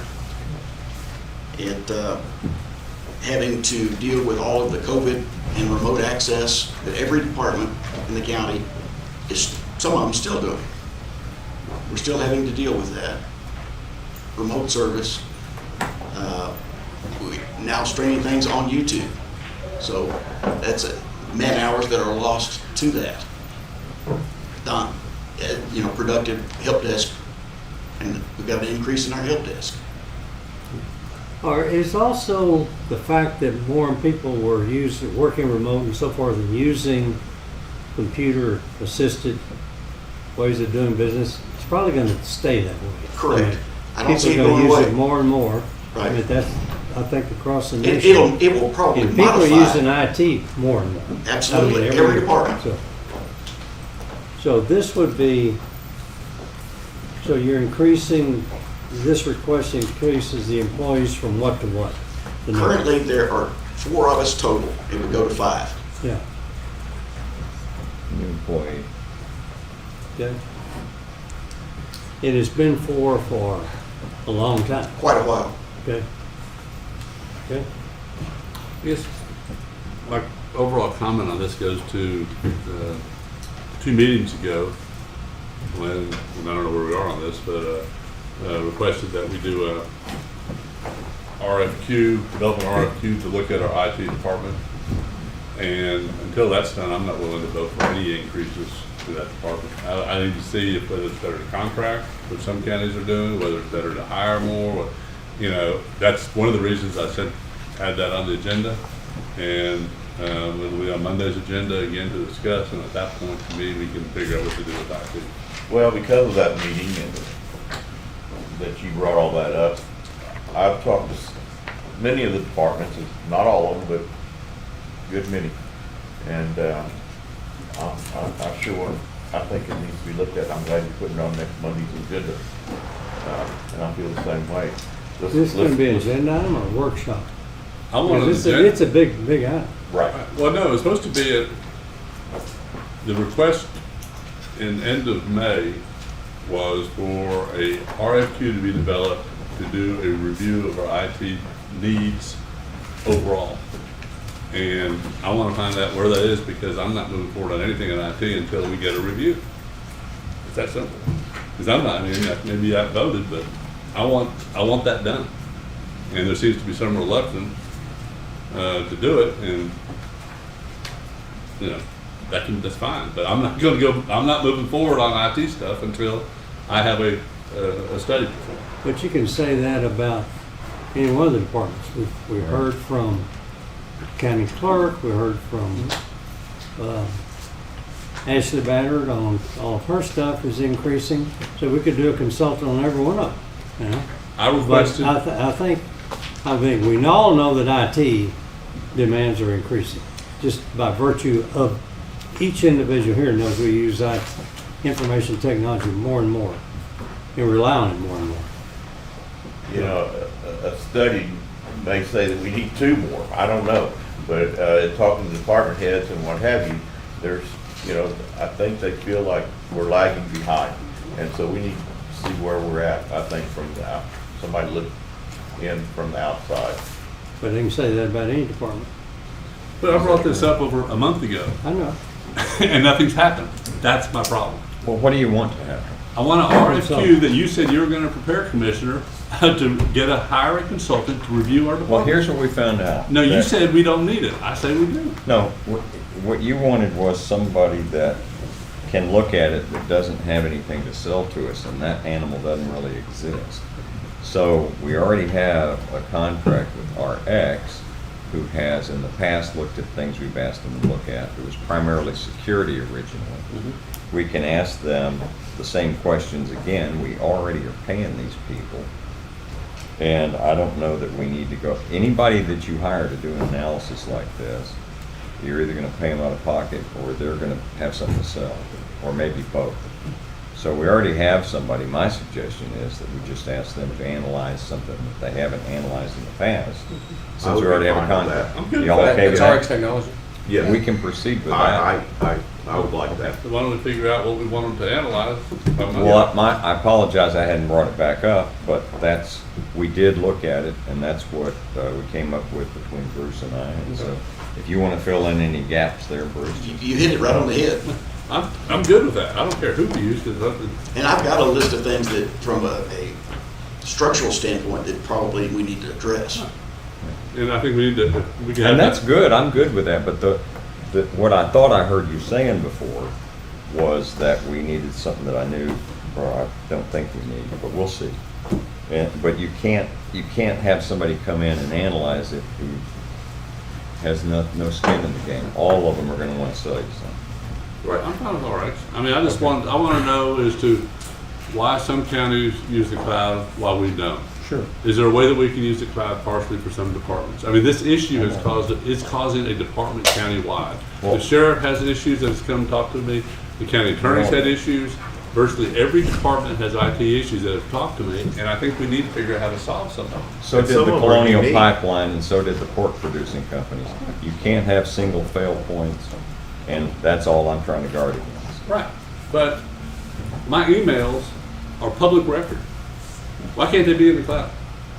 That's fine. And we don't need to get into discussion, but those are the questions I have. So 99% of what we do is public record. True. So, you know, I don't see why it can't be housed somewhere that doesn't have to be, you know, iron vault like we do everything right now. Anything we do with the state, it's already in the cloud. There are certain things when it comes to our financial side, I agree with you 100%, and I'm thankful we have people like Bruce that are really that strict on access into it, because we don't need to be hacked on our financial side. Right. But all of our public information, I just don't see I agree with the that. big deal. That's a good idea. Well, But we need to figure out how to implement that. Right. First, ask them what are our weaknesses, what are our strengths, And how each can we implement department this? is unique, has, you know, problems. I want to hear from the department heads too, what their issues are with IT. I've gone around talking to them. I know, but we haven't. I have. Well, I have. I don't know if the IT liaison has, or heard from. Well, I would suggest. I've heard knocking on all of them. The door. reason they're talking to them is because they don't like my answer. So. No, I win. I solicited them. They didn't come to me. Okay, but I've had a lot of that. You go back and you explain to somebody, here's why it happens this way, and they don't like the answer, so we had a rule at my house, if you ask mama and mama says no, you better not ask daddy or you're in trouble. But that doesn't apply at the courthouse. So, I've talked to 3 of you, and it's not because mom and dad said one answer or another. And Bruce and I have talked about this over and over. This is no surprise to Bruce about our needs and storage space, and so that's. I mean, well, this is you're something in that- criminal, and that's completely different too, because that's a different whole nother matter.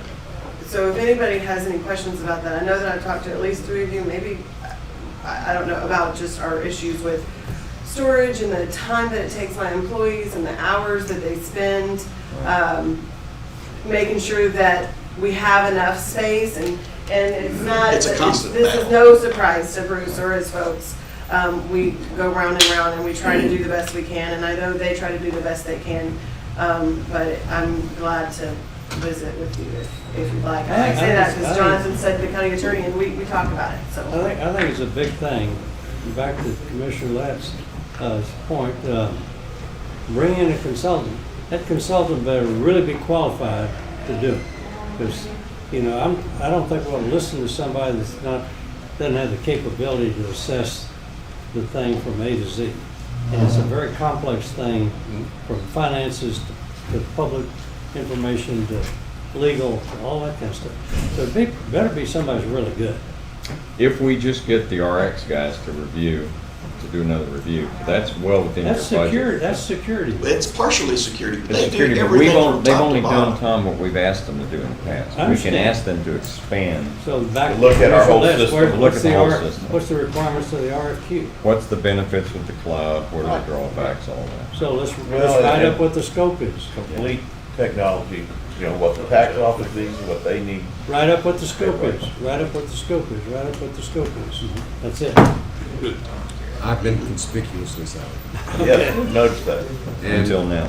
Well, all I'm going to share with you is a lot of the dust up that we've had with the Public Defender's Office and trying to get things worked out is we're working with 5 counties.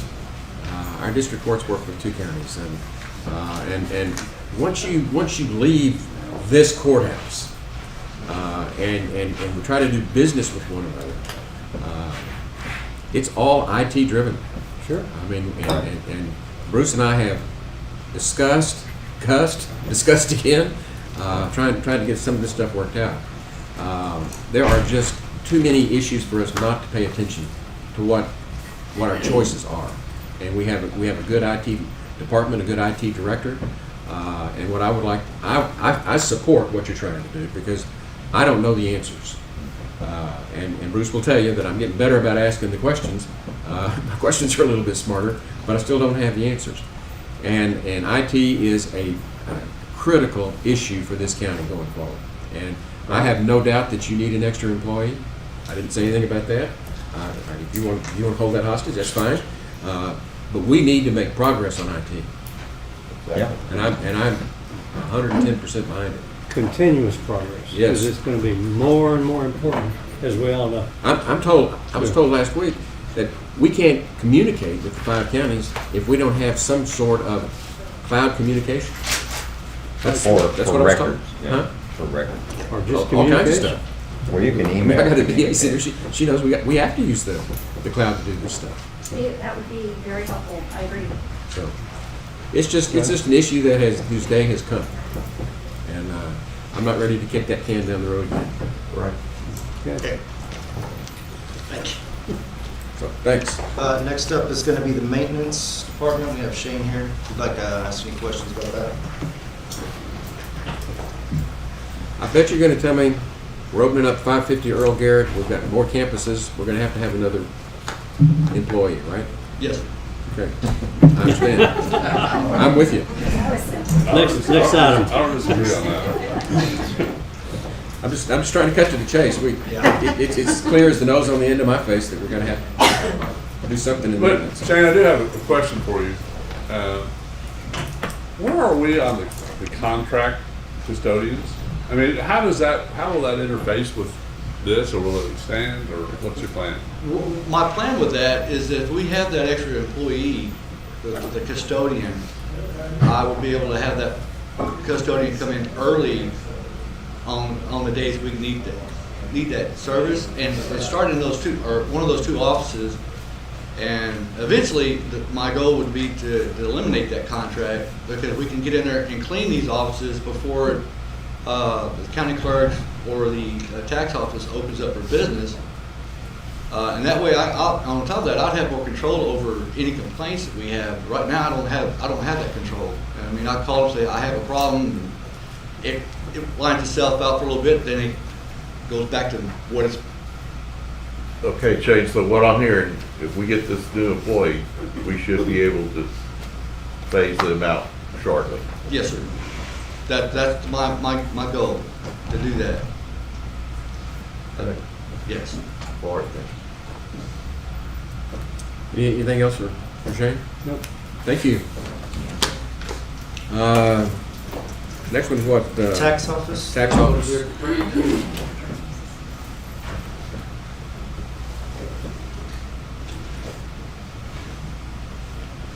Good morning, gentlemen. I trust you have a copy of the letter which I sent to Judge Kelly. As you had asked previously, Commissioner Mosier, about numbers, the state of Texas allocates workstations in our office based on how many transactions we do annually. And since fiscal year 2018-2019, the state of Texas has allocated us 10 workstations. However, we don't have that many employees, and I'm respectfully requesting to add one. We average 5,958 motor vehicle transactions a month. A month? A month. 5,958. It's almost 72,000 a year. This includes online renewals, which we have to review every online renewal. Includes registrations by mail, in person, as well as the web dealer method that the larger dealerships here in Kerrville and most of the out-of-town dealerships utilize. That takes one person. She's the bookkeeper, and then when she is not doing the bookkeeping work, she does the web dealer, and that takes one person's duties. If you've been here anytime the first week of a month or the last week of a month, you will see the line out too often the kiosk for the deputy. We have cross-trained, but unfortunately with elections coming up, I'm not going to have that luxury to use the cross-trained election clerks during the upcoming fiscal. My chief, she is having to take over more of the motor vehicle supervising capabilities because my supervisor's needing to get on the line. I feel by adding one employee, which the state has already allocated the equipment, they say we need one more. Yes, I understand the state's opinion on many things in $1 used to buy you a cup of coffee. I'm not sure if it'll do that now, the dollar. But they believe that we need the manpower, the person power in there. So you're one person short of what the state has allocated in positions? That is correct, Commissioner. Pretty easy. Any other questions? Bob, it's 6,000 vehicle transactions per month. Has that increased over the last couple of years? It should have increased, but due to the COVID, we were about 2,800 down because not having to renew. But just forget that. Yeah. So it has gone up slightly. Okay. But to answer the question on the COVID, April 16th, when they lifted it, year to year, we were about 2,800 transactions down because they chose not to renew it. You add those penalties now, we've cut that number in half. Okay. And that's another reason we're seeing the lines back up. Yeah. Okay. Bob, when was the last time you had a new employee in your office?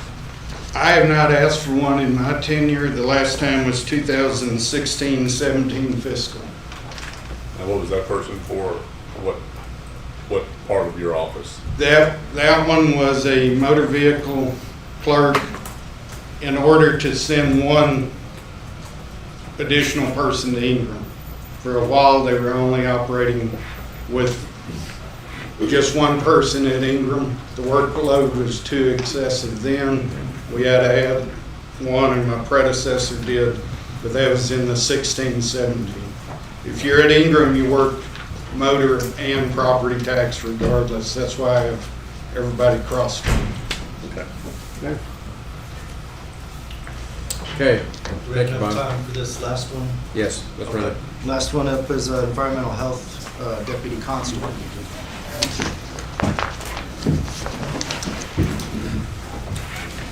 Good morning, Judge, Commissioners. So this one, I'll try to make it brief, was come about, it's kind of been something I've wanted to talk to you guys about since I took over the department in September of 2017. This isn't really an increase in any particular illegal dumping or solid waste. It's just been a decrease in productivity over the past 4 years. This has nothing to do with the job that our current deputy is doing. But I know that whenever I took over the department, we had the idea that I would be a working director, be out there more. I am out there a lot, but animal control itself takes a lot of time that I'm just not able to help with the solid waste stuff as much. So what I'm really getting at here is the deputy that's currently doing this, he'd still be there. He'd still be doing the same thing.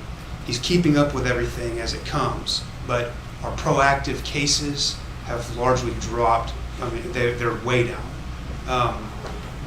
You just can't get as much done with one deputy as you could with two. Anytime something happens at animal control that requires the attention of the deputy or myself, solid waste side of the department just stops. There's nothing we can do.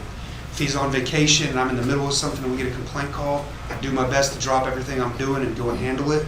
But sometimes I can't. So having a second deputy would be a very beneficial thing to the county. It's been difficult over the past 4 years to see so much concentration on the animal control side and see so little on the solid waste division.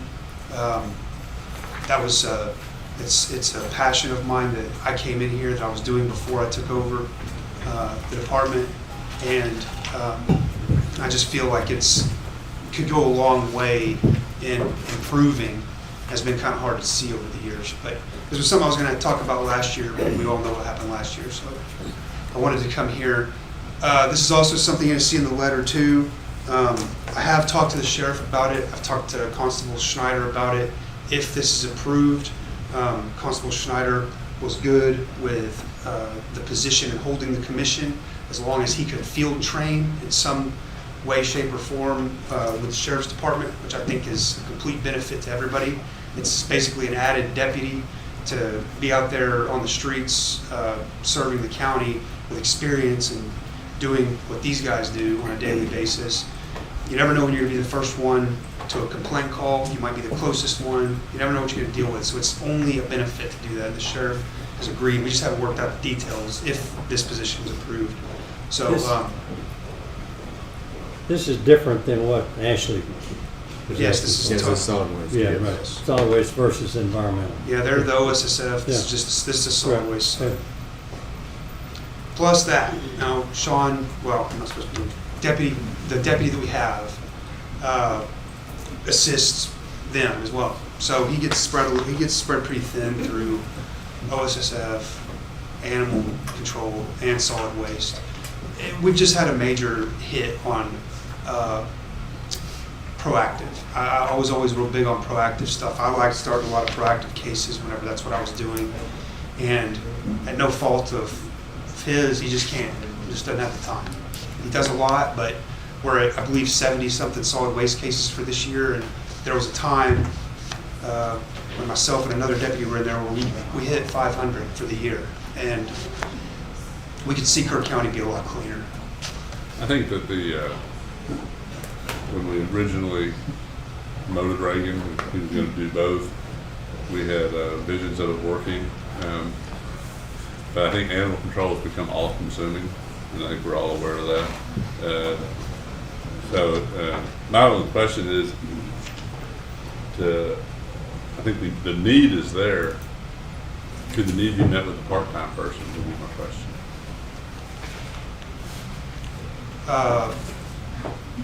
I would have to talk, I mean, no, probably not. I don't, it's, I mean, it's really a constant need, because you never know what's gonna be happening. You know, somebody gets sick, or I'm out. There may be, we've had a couple times, previously, before I was in charge, we always arranged it where if somebody was on vacation, I was there. If I was on vacation, someone else was there. Now, if we both have something come up, we've had people get agitated with us because we just couldn't respond, simply could not respond to the complaint. And it gets put off for a day or two until someone can get there. I don't like doing that, but we've had to sometimes. I don't think a part-time position on this would be adequate, but I mean, it's definitely something to look at, but I don't think that it would be. I think we need a full-time person. Okay. Doesn't sound like the kind of thing that's part-time, it's not conducive. Yeah. You gotta be on It's a little call. different deal. Okay, it is 11 o'clock. Let's take a very, very, very brief break, and we're going to reconvene for the workshop for the APO.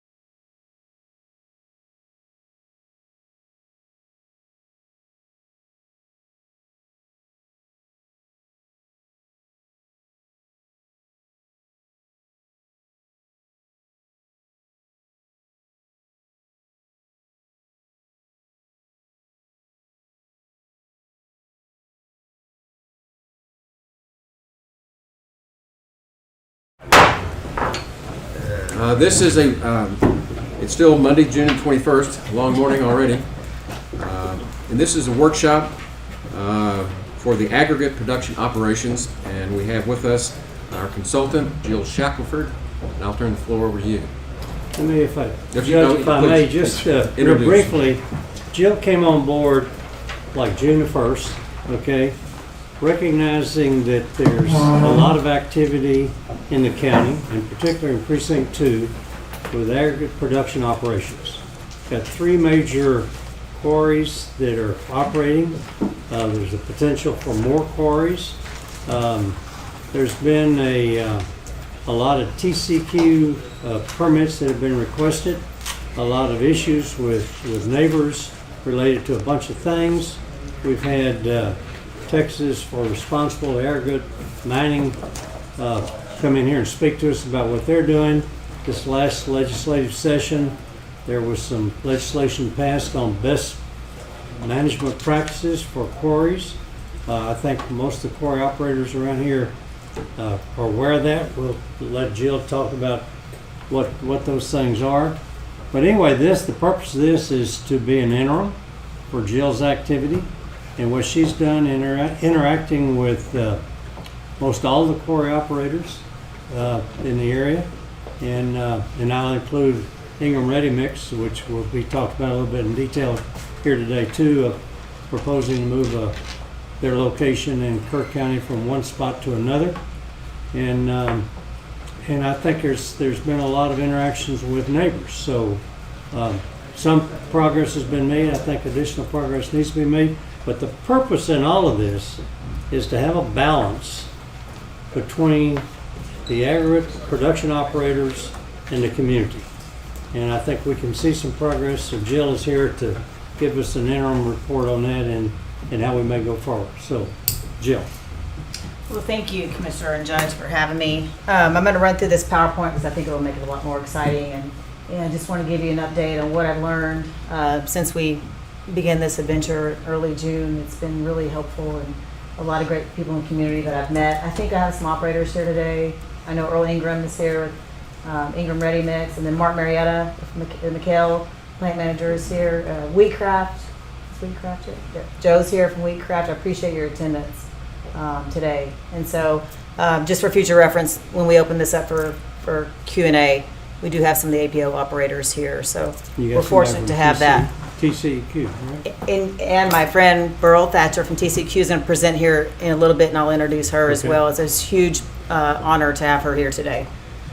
So I just want to start off telling you a little bit about me and my story, because it's going to help understand, I think, to everyone why I do this.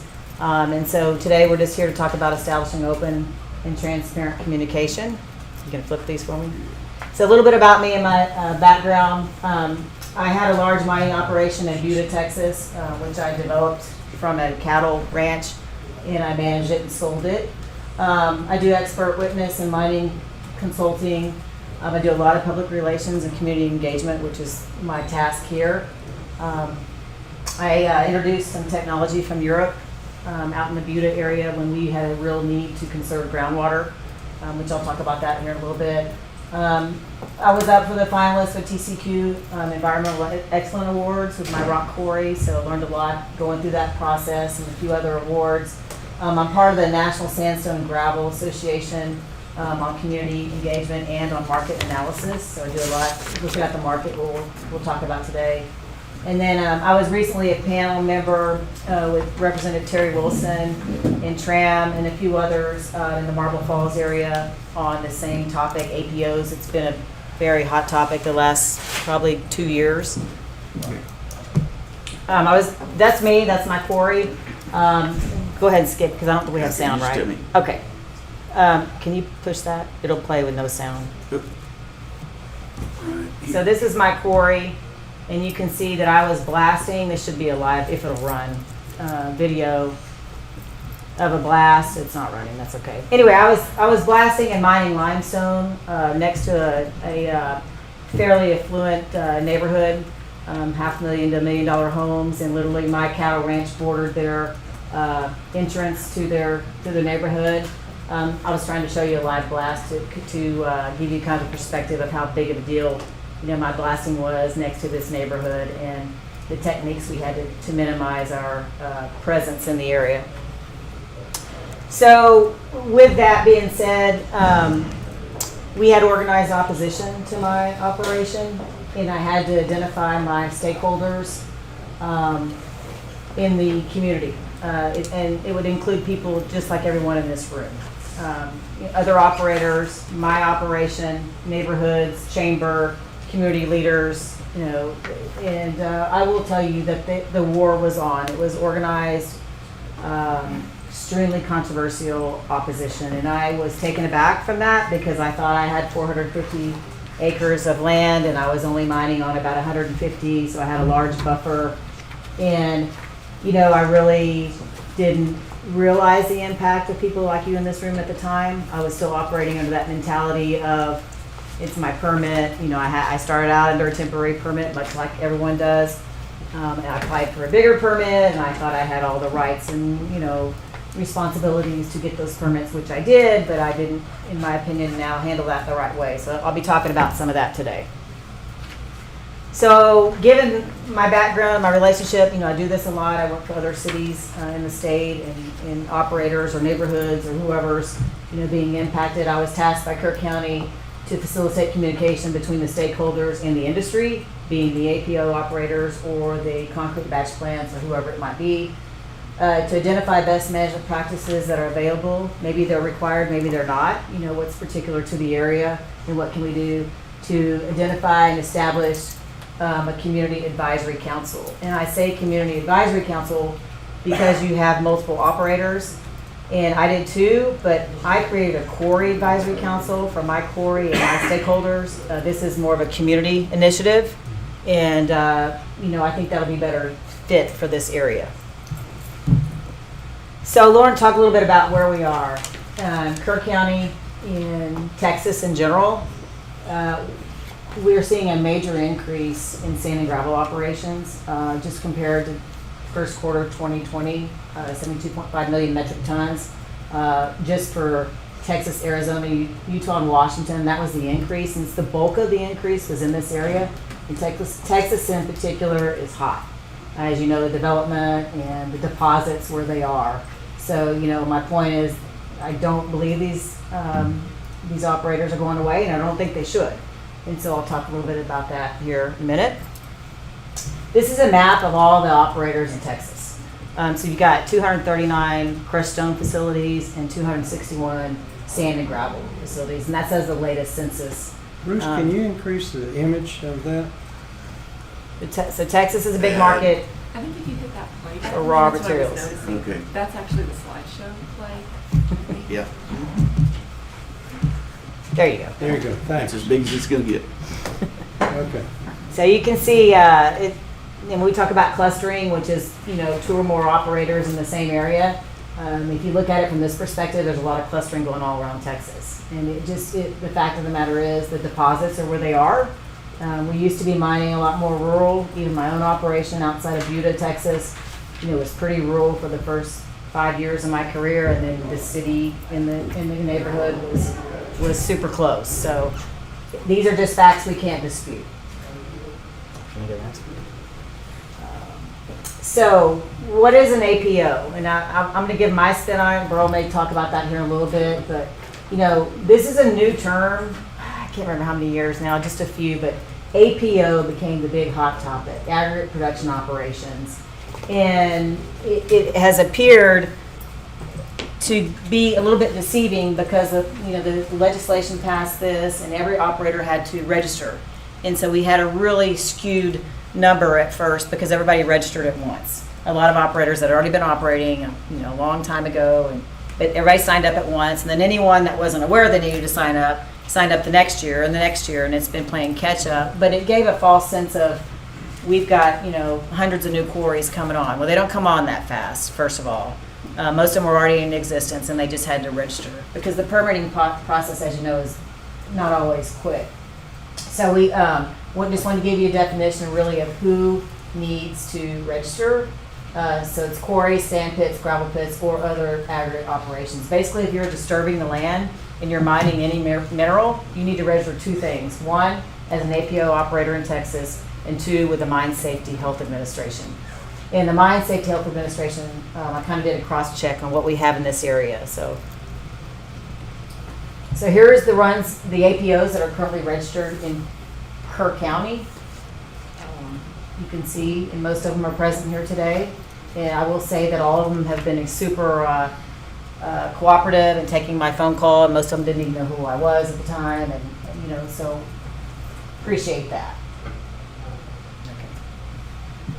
So I mentioned MSHA, and so no later than 30 days after you begin disturbing the ground, whether you set off a blast, which most of the operators in this county are not blasting, but they are mining, you have to register with the Mine Safety Health Administration. And he was going to be here today, but they're still under a federal restriction of traveling due to COVID. So we can take question and answers for MSHA towards the end of this, and I can get back to you on that. But they're super helpful, and a lot of people unfortunately view the TCEQ and MSHA as an adversary, and I will say, from firsthand experience, they are here to help somebody like me do a lot better job than I could do on my own. And you should welcome their inspections, welcome their attendance at your site, because they're here to help you. And that gets real skewed a lot, but I hope we can clear that up. So when I went to see who was registered at MSHA, I found these three. This is as of Friday. And so, I would just say we want to encourage any operator that's not registered with MSHA to get registered. We can't read that, so read us who Quickly. they are. Martin Marietta, Wheatcraft. Those two, Wheatcraft has 2 locations, and so they're all registered with MSHA. I know, Mikhail, you said MSHA shows up every now and then, and you're familiar with the inspector in the area. And so, MSHA is really good because it's all about protecting the mining operator or the worker, and also educating the community. And this is just an example of some information that he provided with me. A lot of fatalities in our industry, unfortunately, and so we've got to be careful. Whether you're crushing and blasting or just crushing and screening, it's still mining, and there's a lot of moving parts. So this is an example of just a worker out inspecting a stockpile. I know Joe and I drove around Wheatcraft, and they've got some big stockpiles, and so you just got to be careful because this stockpile collapsed, and it covered the guy in material, and it was a fatality. So this is what MSHA helps us do, is to prevent these kind of things. There's another one. That's the same one. You go ahead. Another one. Most of you will see conveyor belts at all of these sites, regardless of what they're doing. It's real easy to get your clothing hung in a conveyor, and so you just got to be, really careful. Another example of just being proactive.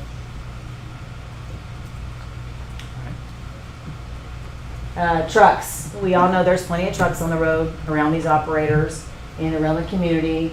This guy was out checking his brakes, and the truck slipped in gear and ran over him. So just another example of, let's really get our safety intact, and keep not only keeping the community safe, but it keeps the workers Jill, safe. they're required, an operator is required to register with the MSHA? MSHA, yes. Okay. Mine Safety Health Administration. Okay, so if there's anyone that's in Kerr County, 2 have done that, and 1 has Right. not. Is that right? Okay. Correct. And my goal, Okay. my task is not to enforce or shut anybody down or do anything like that. It's just to get everybody, operating the most efficiently and safely as possible. Okay. So. Last one was a guy was standing on top of the beam of a grizzly, and the grizzly just sorts material. It's kind of like a big screen, and he was hit by a tractor. So, just the day-to-day things that go on in this environment, they are serious, and so we got to pay attention. So what I found here is we have a vast array of stakeholders in this community. We have operators, for example, Mark Marietta, Wheatcraft, Fox Tank Company. Is Nathan here? Yeah. Thank you for coming. The residents off Wharton Road, West Texas Aggregates, Ingram Ready Mix, and then the whole airport. I call it the James Avery site because I like James Avery, and I think that's a cool thing to call it. And having to identify these, I mentioned In my own experience, I went from a position of, I don't need these stakeholders, and it's my permit, it's my land, it's my operation, and really having to realize, first of all, I had to recognize these people were not happy, but I had to realize they weren't necessarily unhappy with me, they were unhappy with my operation. And so just finding a way to engage the stakeholders where everyone can communicate and have safe transparency and communication. So these are the ones I've identified just in the couple of weeks that we've been working on this, and I know there's more, which is why we're here today. Visiting with neighbors and operators, we have the common concerns associated with APOs or any type of operation of truck traffic, dust, noise, water consumption, and then the clustering of operators, which is a new theme that a lot of people talk about because of the fact that we're not as rural as we used to be. For instance, on the Guadalupe, the sand and gravel is deposited where it is, and you might have multiple operators all up and down the river.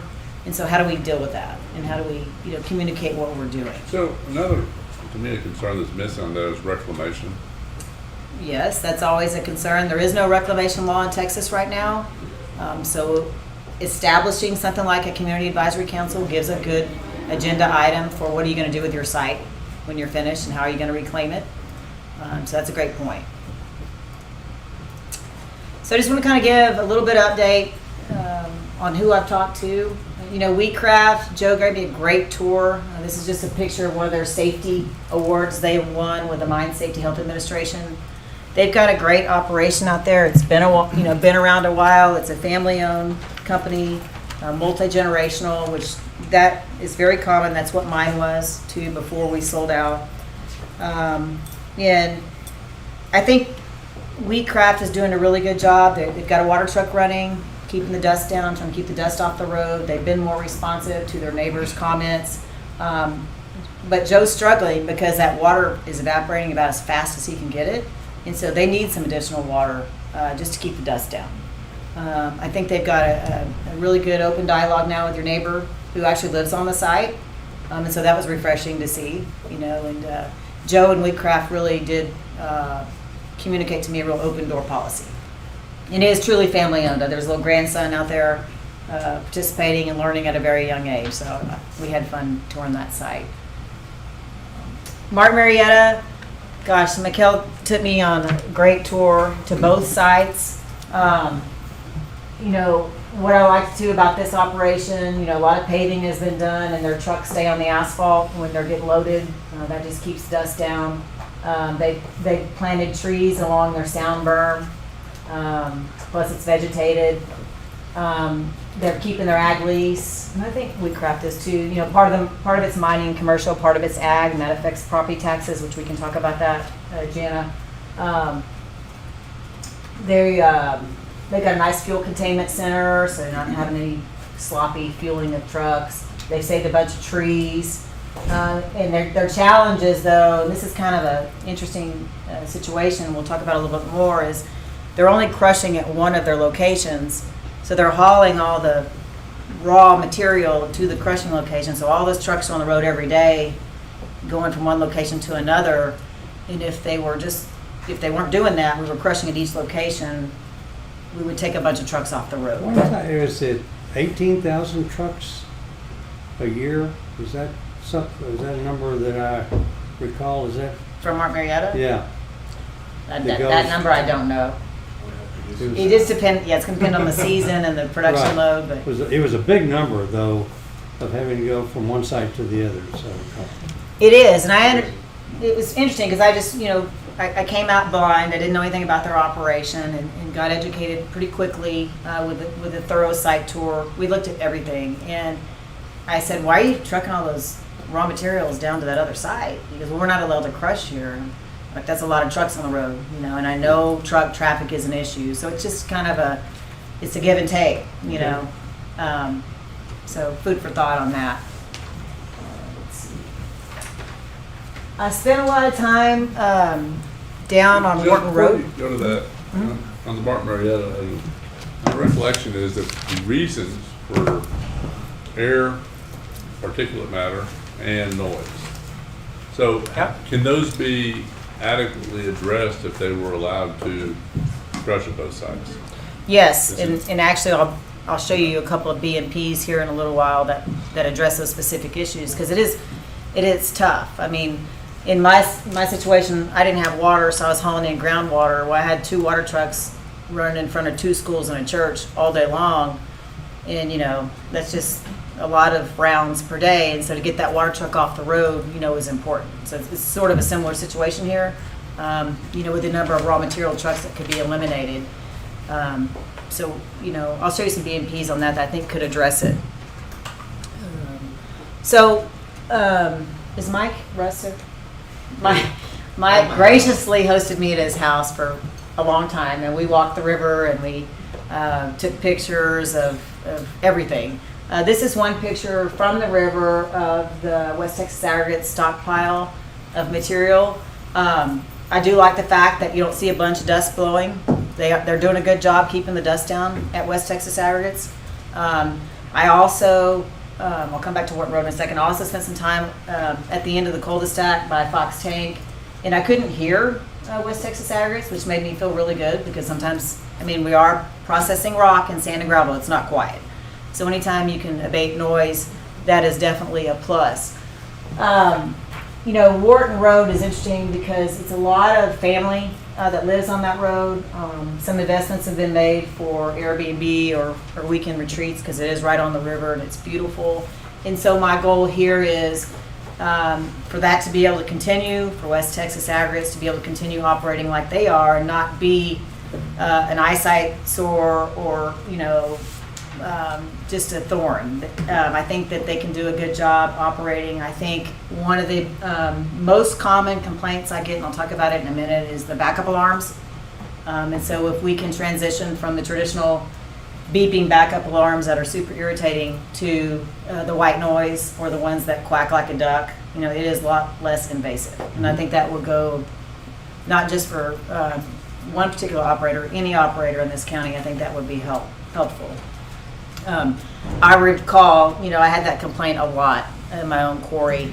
And I remember I didn't live in Butte, I lived in Austin, and I woke up one morning to backup alarms and went, oh my gosh, this is what these people are hearing. And it was somebody's tractor like in the next lot over. And so it just put it in perspective for me. And so if you're near it, it's invasive. So, but we can fix that. Talking about Fox Tank a little bit more and Eager let Ready me Mix. stop you there for a second. Uh-huh. So the operator may not be violating laws with excessive noise at a certain level continuously, but for somebody like Mike Russ is here, who lives across from it, it's not violating the law, but it's Right. violating his It's just way of life. irritating, So yeah. if there's something can be done, Yep. okay, between the operator and the neighbors, Right. then that's the objective. And a lot of it, the white noise alarms, they used to be really expensive. They're not now, because they've become a lot more common as the community has moved closer to the rural areas all over the country. And so, this is one of those things I mentioned earlier. It's not required. It's just a voluntary best management Right. practice, and it can be MSHA approved. Because it's all about worker safety first with the noise. Sure. On Wharton Road, I think there's a good, definitely a good communication channel. Mike Russ is committed to, reaching out to the operator if he has a problem. He has indicated to me he's not here to try to shut the operation down. That is not what anybody is intending, and me either. He just, would really like to have open communication and to be able to make that phone call if needed. And likewise, he wants the operator to know that he can call him at any time if there's an issue. And so just want to thank Mike for his commitment because, it's hard, but when you make the transition from we're going to stop these operators to let's work together, I think a lot more can come out of this process. I've lived it. I've been to contested case hearing on permits. I think it cost me a couple $1 million, for a 10-day hearing, and it's just the judge actually ruled against my operation, and then when I went back to the agency, they overruled the judge, and so it was just a circle of, everyone was frustrated, and so we can really do some good just working together. with that, I had a conversation with Earl Ingram, who's a friend of mine from the industry, and I called Earl and I said, why are you relocating this plant from Kerrville to Kerr County? And he goes, well, first of all, I'm not relocating. I'm putting in a brand new plant. Okay, my bad, I didn't know that. That's really good, because you're taking a 1970s model off the market and you're putting in a brand new permit or brand new plant with enhanced controls, which means, it's been the most safe for the environment. It's been proven. And that's the TCEQ's permit. And so Nathan Fox called me and said, look, I don't have a problem with any of it. I just don't know what they're doing. Are they going to be mining? Are they just running a batch plant? And there was just a bunch of unknowns, which is the common theme I see all over the state when I'm working these situations is the operator hadn't educated the public, and the public will assume what they assumed. And so after visiting with Earl, it became apparent to me there's some real benefits, I think, from closing down an old, less environmentally sensitive plant to opening a brand new one. And then the type of permit that he'll be operating under, it's going to require the road that leads into West Texas Aggregates to be paved. And I think that's going to go miles for dust abatement. That'll be really good. And so just a point I want to make is also too, the aggregates that are being sold, whether from West Texas Aggregates, Mark Marietta, any of the operators over there, people are sending trucks all day long to get those raw materials. Well, if someone like an Earl Ingram relocated to that facility that's closer to the source, we get a lot of trucks off the road. We're still going to have the mixer trucks hauling concrete, but those raw material trucks, they're going to be at the source.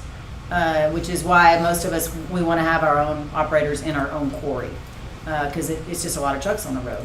So anytime we can do that, I do feel it is a benefit to the community. So with that, I'm hoping that, we can get the utilities out there he needs, and that could be a good move. But Nathan Fox did a great job communicating to me that he is here to be a good neighbor to Ingram. He knows Ingram will be a good neighbor. Feels like everybody can coexist as long as we're all communicating, because I will tell you, people usually assume the wrong thing unless we educate them, and that's not their fault. That's just how it is. These are those backup alarms, the white noise, just a picture of them. I mean, you can get different variations. Mine quack like a duck, and that was, I think my complaint calls went from about 100 a day to 1 or 2 when we implemented those backup alarms, so it made a big difference. And I worked with Hayes County out there to get that done. So. Isn't the duck just as annoying? No, maybe not. Maybe not just as annoying, but I would think a quacky duck. It's not as piercing as that beeper, So, it's an improvement. Yeah, I think it is. Okay. And it seemed to help my stakeholders for sure, So. And just out of curiosity, a white noise is just a combination of a bunch of different sounds? The ones that we used, it really quacked like a duck. Honestly. But the white noise. White noise is just an alternative to the beeper. But is it just a combination of a bunch of different frequencies? Is that what white noise is? Yeah, or a different level. Yeah, different level. And MSHA, you have to do a little noise thing because it's got to be, your operator has to hear but like you can get them where they beep in the cab and they also beep in the perimeter of the equipment. And so it's just an alternative for neighbors hearing the irritating backup alarm. So they are MSHA approved, and every site's different. So some of the BMPs we're talking about, paved roads, is just huge for dust abatement. BMP, best management practice. Yeah, best management practice. Some of them required, like the batch plant with enhanced controls. Some of them are voluntarily implemented, and it's just going to be kind of operator discretion or what we can work to achieve, as a group to implement these. So that's the paved road, preservation of native plants and trees. I saw a lot of that at these operators' sites. They're trying to keep the large oaks, just kind of keep the aesthetics. This is my operation. I'm just using it as an example, but that's important. If you can save a 100-year-old tree, let's try to save it if we can. It also helps with noise. I wanted to show you all a picture of this. This is my plant, but the covered conveyors is a big deal. Some permits require them, some don't. They're not expensive, and it really helps with noise and dust. And so if you can see, all the tube-like arms there, those are all covered conveyors. Is that an easy retrofit? It is. If I can do it, surely anybody can do it. Plastic or metal? Or Either. either? Most people use aluminum. Yeah.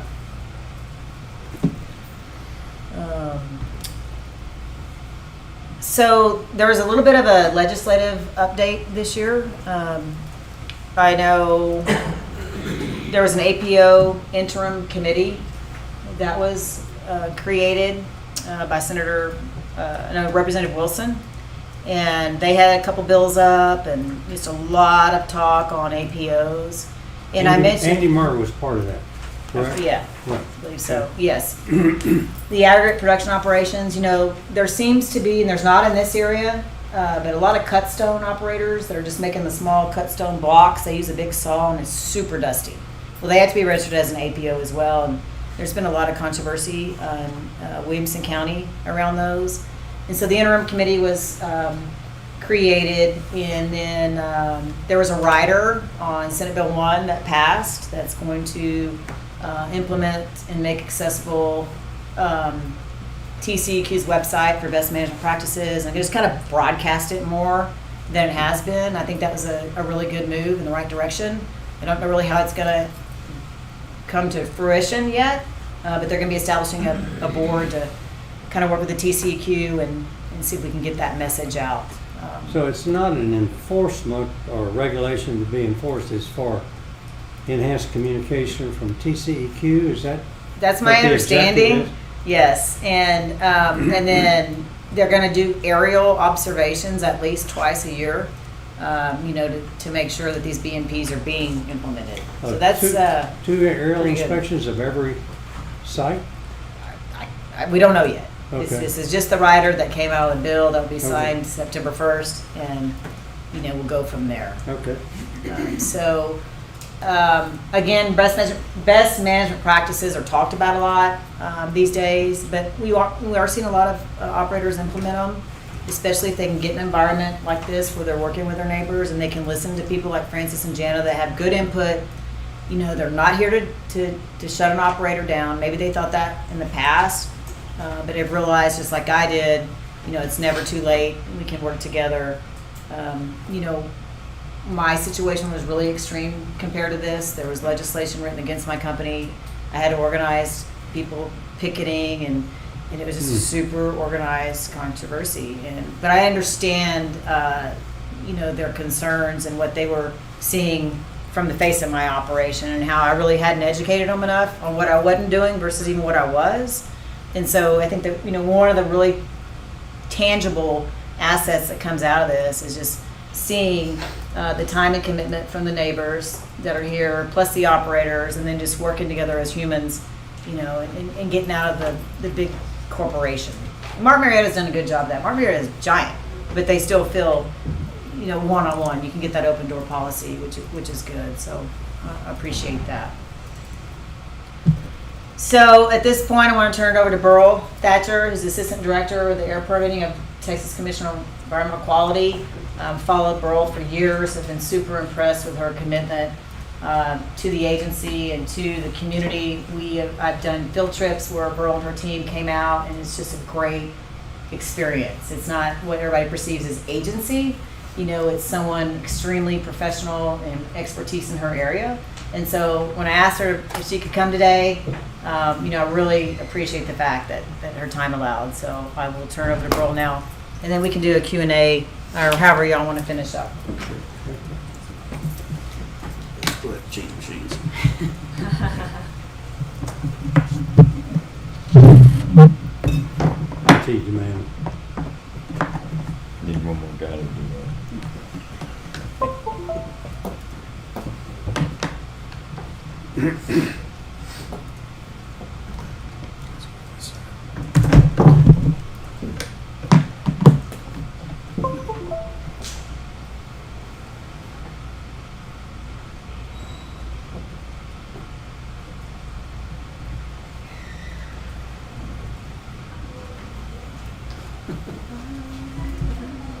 Did it? Yes, the Kerr County one. Oh,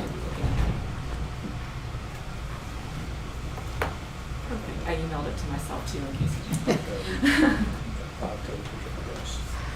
Thank you, Jill. So I'm Burl Thatcher. I'm the Assistant Deputy Director of the Air Permits Division of the TCQ. Sorry, I didn't mean to okay, to you. that's all right. They'd rather look at you. Yeah. Is she still on screen? Can you still see me?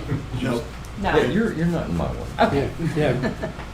Is she on the YouTube? Does she need to move over? This way? There you go. Okay. Yeah, you're gonna have I to. tend to walk around and use my hands too, so if I get out, just let me know. Harley has one of those little faces for radio anyway, so.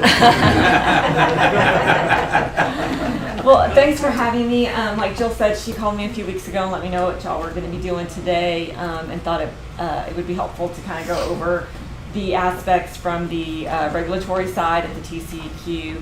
So a couple of things I'm going to cover are the different authorizations, public participation, and then just any Q&A. The first thing I want to cover is really what the definition of an APO is.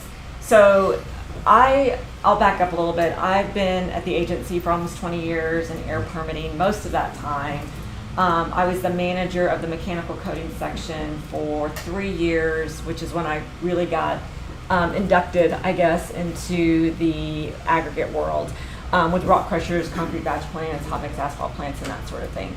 And it really has become a hot topic probably in the last 5 years is what I would say. And a lot of times what you hear is APOs, APOs, APOs, but at the agency there's a difference between what an APO is and what we do in air permitting. So I really wanted to cover that first.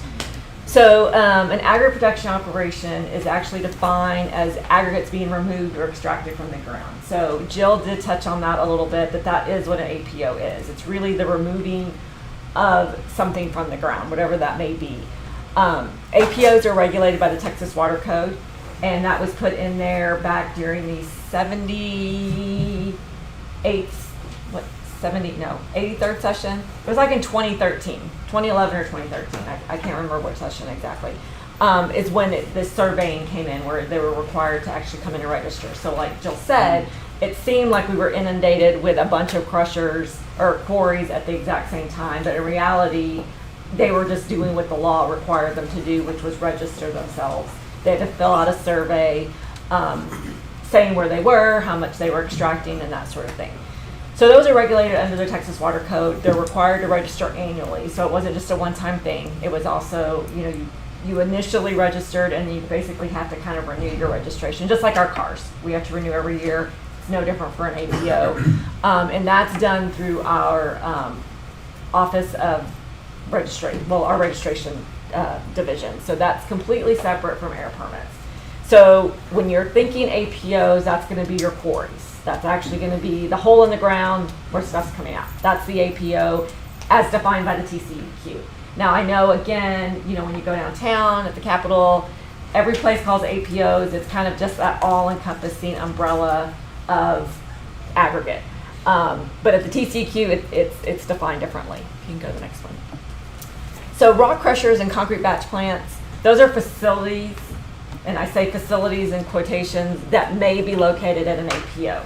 So in air permits, for air permitting, we actually are in the Texas Clean Air Act, and facilities are defined as sources which may emit air contaminants. So like a rock crusher or concrete batch plant, they're regulated under that Clean Air Act, and they must obtain an air authorization for that facility. So you could have a quarry that has no rock crusher on it or concrete batch plant. It could just be the actual blasting and extracting of rock out of the ground. That is not regulated by air permits. We don't give an air permit to a quarry. It's actually the definition of facility in statute. It excludes mines and quarries. So when you look at a definition of a facility, it does not include a quarry. So that's important to remember. So this is a picture of an actual quarry APO operation. And all those things, an MSW, municipal solid waste, there's air, there's petroleum storage tanks, used oil, public water system, water rights. These are all different authorizations that you may be required at an APO from the TCEQ. So that APO, the whole thing itself would actually be registered as an APO, but they may need an air permit for that rock crusher. They may need an authorization for that petroleum storage tank where they're holding their fuel that they use for their equipment. They may have, maybe over in Edwards Aquifer, so they may have to have some other authorization for that. They may have some waste that they're storing on the back of the site. They may need a waste permit for that. So it's possible they can need multiple permits from multiple parts of the agency of the TCEQ at that APO. So that's just it's a good illustration of a lot of stuff can go on there at the APO, but it's not just air related. So as far as air authorizations for the typical things you're going to see as far as facilities in an APO are going to be rock crushers and concrete batch plants. So there's a variety of authorization types they can get. So for a rock crusher, we actually have 2 standard permits, one if it's temporary and then one if it's permanent. And those are 2 different types of authorizations with different requirements, and I'll cover those in a minute. And same with concrete batch plants. We have the regular, we call it the regular concrete batch plant standard permit, and it was the very first standard permit that we did. Back in 2000 was the first one. Then there's the second one, which is the concrete batch plant with enhanced controls. That one actually came out in 2004, and that was due to actual legislation. So that enhanced control standard permit and the requirements in it is pulled straight out of statute. So that's actually in Texas Health and Safety Code, Chapter 382, and that was put in 2004, and we pretty much verbatim took that and put it into that standard permit. So again, I'm going to cover those requirements a little bit, but if for some reason somebody didn't want to get the standard permit, they didn't meet the requirements of the standard permit, or they simply wanted to go a lot bigger, they could get a case-by-case permit is what we call that, and that would be site-specific. I'm not going to cover those today. I just wanted to put that out there because I know there are, I think Martin Marietta has a case-by-case permit. Somebody in here has a case-by-case permit. I don't remember who it is. So our standard permits, when they get developed, we actually do them for the most common operations. We're not looking for the super small one or the super big one. We can't fit everybody into one box, but we try to fit the most common operations into that box and kind of give that authorization capability to, I'm not going to say the masses, but that would fit most people of how they operate. So when we do these, we actually do a protectiveness review, and that's based on modeling that's very conservative, and it would be applicable for any location in Texas. So when we develop these standard permits, we actually look like for a rock crusher, for example, what's your typical operation? What's the typical amount of tons per hour that's going to be produced and crushed? How many crushers do you have? Do you have one primary and one secondary? How many conveyors is a typical operation going to have? We're looking at typical operations. We take those, we put them in our model, and see, okay, how far away from the property line is it still protected? At what point, if they're operating for this long, is it not protective anymore at the property line, and basically anywhere in Texas? So we take that modeling criteria, and that's how we develop our technical requirements of the standard permit. So we kind of take those different ones, and we may have looked at 250, and we're like, nope, that doesn't work. It's not going to be protected at the property line at a reasonable distance. So, okay, well, let's try 225. Nope, that doesn't work. Let's try again. Oh, okay, 200, that's our cutoff. So we'll take all of that, and that's how we get those technical requirements as far as the throughput, the distance from the property line, how many crushers you can have, your hours of operation, those sort of things are all determined based on that protectiveness review that we conducted. And facilities that operate in compliance with those technical requirements, they should be protective of human health and the environment. Again, because it would be at the property line. It shouldn't be affecting anybody past their property line because we evaluate it at the property line. When we do develop these standard permits, and again, these standard permits are developed, like I said, the concrete batch plant one is the very first one we ever did in 2000. We've done amendments to it since then. The rock crusher one, I think, was 2008. When we did develop those, there is an opportunity for public participation. We do have, we publish it in our Texas Register. We publish it in the 3 major metropolitan areas in the newspapers. There's the draft permit. You can actually review it, submit public comments. We actually have a public meeting that explains what we're doing in the standard permit. There's a small time frame for Q&A, and we also accept comments during that time. And then whenever we do final issuance, we actually respond to all those comments that we receive, both at the public meeting and in writing, and those are part of that final issuance package. Still available today. You can go see any comment that was submitted back in 2000 for the original standard permit for concrete batch plants, the rock crusher in 2008. And those are part of our final issuance package. So we do take into consideration the comments that are received. Sometimes it's from the public, a lot of times it's from operators. It could be from like advisory groups, it could be from organizations, associations, because a lot of times we'll put requirements in there and it may not have been feasible. You know, it may be like, this really doesn't work in real life. What if you do it this way? We'll go back and evaluate that and be like, oh yeah, that makes sense. Let's make that change. So we'll take all those comments into consideration in that standard permit development. You see that okay? So the rock crusher standard permits, there are 3 rock crusher standard permits. We have 2 temporaries and 1 permanent. And here's just a little table with the differences between the 3. So the first 2 columns are Tier 1 and Tier 2 temporary. As you can see, it's a different in production limits, difference in the distance from the property line. The biggest one's probably the hours of operation, as far as how long you can actually be at the site between the Tier 1 and the Tier 2. Also the approval, those actually do not go through TCQ in Austin. Those are actually done in our regional offices. So for the Tier 1, they need to notify the regional office 10 days prior to moving to that site. For the Tier 2, they actually have to get written approval from the regional office. And I think usually it's about, they have to have it within 30 days of moving there. They can't move there until they get that written approval. The permanent one, which is the one that goes through my shop, that one has the limit of 200 tons per hour. The property line's 250. The crusher has to be 440 yards from the residence school or place of worship. And one thing I'll say about that is the only thing in statute that has any distance limitations on crushers is going to be a concrete crusher, not a rock crusher.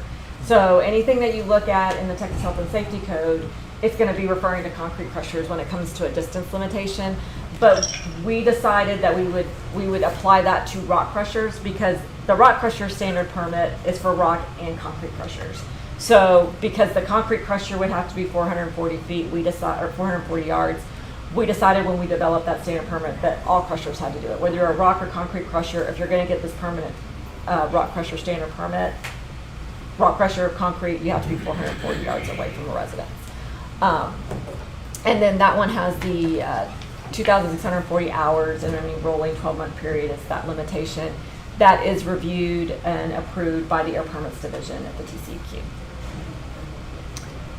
So the concrete batch plant standard permits, we have 2. One is the original, is what I call it. And then the other one's the enhanced controls, and Jill touched on that briefly. They both have the same production limits, the 300 cubic yards per hour.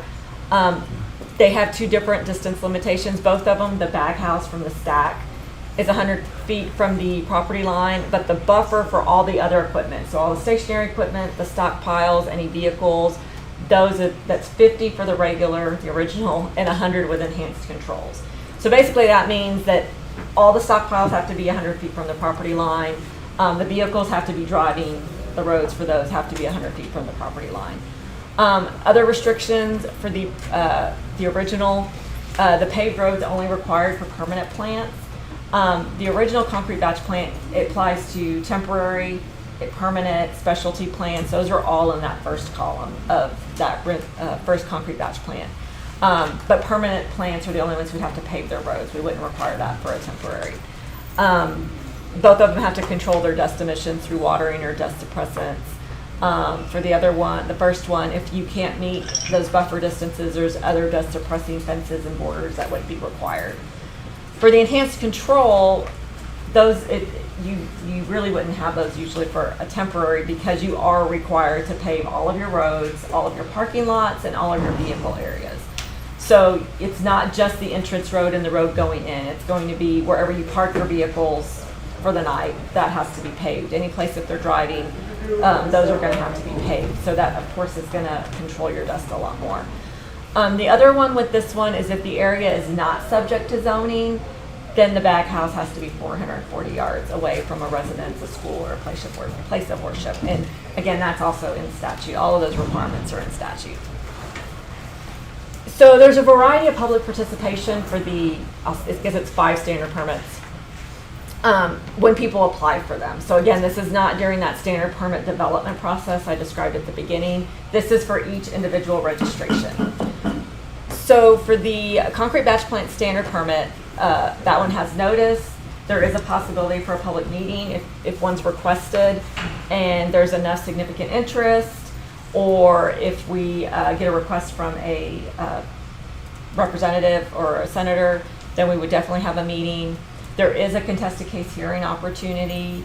The final decision is made by the executive director if it's not contested, and then the commission if it is contested. The enhanced control standard permit, it does have public notice as well. Part of the requirement on that is a mandatory public hearing. And I listed this as public meeting. It's a public meeting. The verbiage, I guess, in statute is different. So we had to use that verbiage, but it's a mandatory public hearing. So basically, if you apply for the enhanced control standard permit, we are required by law to have that public hearing. We set that public hearing up. The company sets that up near the location, in the city, the county. We travel to the TCEQ travel, so the permit reviewer, usually somebody from our regional office, our attorney, travel, and we publish that in the notice. It's required, and if nobody shows up, nobody shows up. But we're still required to do it. So it doesn't matter if we got any comments, if we got any meeting requests, we're required by law to go have that meeting. And I will say probably 85% of the time nobody shows up to those, but it's mandatory, we have to go. It depends on the location. You know, obviously there are certain areas of the state that are more keen to some of what's going on, but I mean you might have one in the middle of West Texas where there's nothing and nobody will show up, but we're still required to go. That decision by statute, or there's no opportunity for contested case hearing for that as well. The final decision is required within 35 days after the public hearing. So we are required by law, the executive director, to make a final decision on that permit by then. The temporary rock and concrete crusher standard permit, so that's going to be that tier 1 and tier 2 that I was describing. There is no public notice, there's no public meeting, and there's no contested case hearing opportunity for those. Like I said, the final decision is going to just be notifying the region or a written letter from the regional office. The permanent rock and concrete crusher standard permit, that does require public notice in the 30-day comment period. An informational meeting is possible. So similar to the very first one, the concrete batch plant standard permit, it would be if it's requested and there's enough significant interest, or if we had an elected official asking for one, we would have one. The difference between the two, and I should mention this, under the concrete batch plant standard permit public meeting, we have a small Q&A session, probably 30 minutes, 45 minutes, for you to basically come up, ask your question of either the applicant or the TCEQ, and we would try to answer your question. And then we have a portion where we take oral public comment where we don't respond. We'll respond in writing. The informational meeting is strictly Q&A. There is no opportunity for on-the-record comments. It's strictly Q&A. A lot of times we'll get people who will want to give comments, and then we'll suggest that you just put those in writing, either at the meeting or submit them online later that evening. But that's a strictly Q&A meeting, informational meeting. There is no opportunity for a contested case hearing with that standard permit. And for that one, a decision is required by the executive director within 30 days after the end of the comment period. I don't know why one was 35 and one was 30. That was before my time. I don't know why they didn't stick with 35 from the 2004 for the 2008 crusher one. But anyway, if it were me, I would have stuck with 35. And then the last one is a case-by-case permit. Again, that's site-specific. That's going to be where you are actually representing your exact location, your exact map boundaries, the actual receptors off-site. That one does have public notice. It actually has 2 public notices for the application and then for the preliminary decision with a draft permit. Again, a public meeting is possible if we had enough significant interest asking for it. There is an opportunity for a contested case hearing, and then like the concrete batch plant standard permit, if it's not contested, the executive director would make the decision. If it is contested, then the commissioners would make that decision. That's it. Okay. And here's my contact information. I'll leave it up there if you want to jot down I also have some cards as well, my phone number and my email. You can always contact me if you have any questions. But I think we're going to do Q&A now, correct? Okay. So Beryl, one thing is, this is between TCEQ and the operators, okay? So county's position is that you two guys talk at it, discuss it, work out your requirements, permits, you've been through all of that. So we get a lot of, or I do, I know, get a lot of calls from neighbors and this and this and this. So it's really, it's good for us to understand what it is, but we have no authority as a county to participate in this other than try to facilitate discussions between the two entities. Yes. So, of course, counties can make comments if you wanted to make comments on the registration application or a case-by-case permit. But I guess, yes, I would say there's no standing necessarily. Sure. No standing. That's a good term. But one of the things I will say that the air permit doesn't exclude the other requirements. So if there's any city requirements, any county requirements, anything local, just because you have an air permit doesn't mean you don't have to do that. Okay. And the other thing I'll say is we've had a case before where there was zoning. Somebody had applied for a crusher in an area that was not zoned industrial at all, and the county was very much against it. They were trying to get the permit in hopes that the county would change their mind and allow them to come in. And so a lot of the opposition was, how can you issue a permit to them when they can't go to where they want to go? By law, if they meet the requirements of our rules, we have to issue the permit. But that doesn't mean that they still couldn't operate, they still couldn't build because they didn't meet the city requirements, because it wasn't zoned for that. So they weren't able to build it, but we still issued them the permit. So I will say that that's one of the questions we get a lot. Zoning, because I know this is going to be a question, zoning, light, and noise are out of the jurisdiction. We do not have jurisdiction over that. That's going to be at the local level. So if there's any noise ordinances, that's not something we take into consideration. That's going to be something that's at the local level. Biggie. We hear a lot about noise, but TCEQ, everything you mentioned doesn't have anything to do with noise. Noise or traffic. Or traffic. Correct. Okay.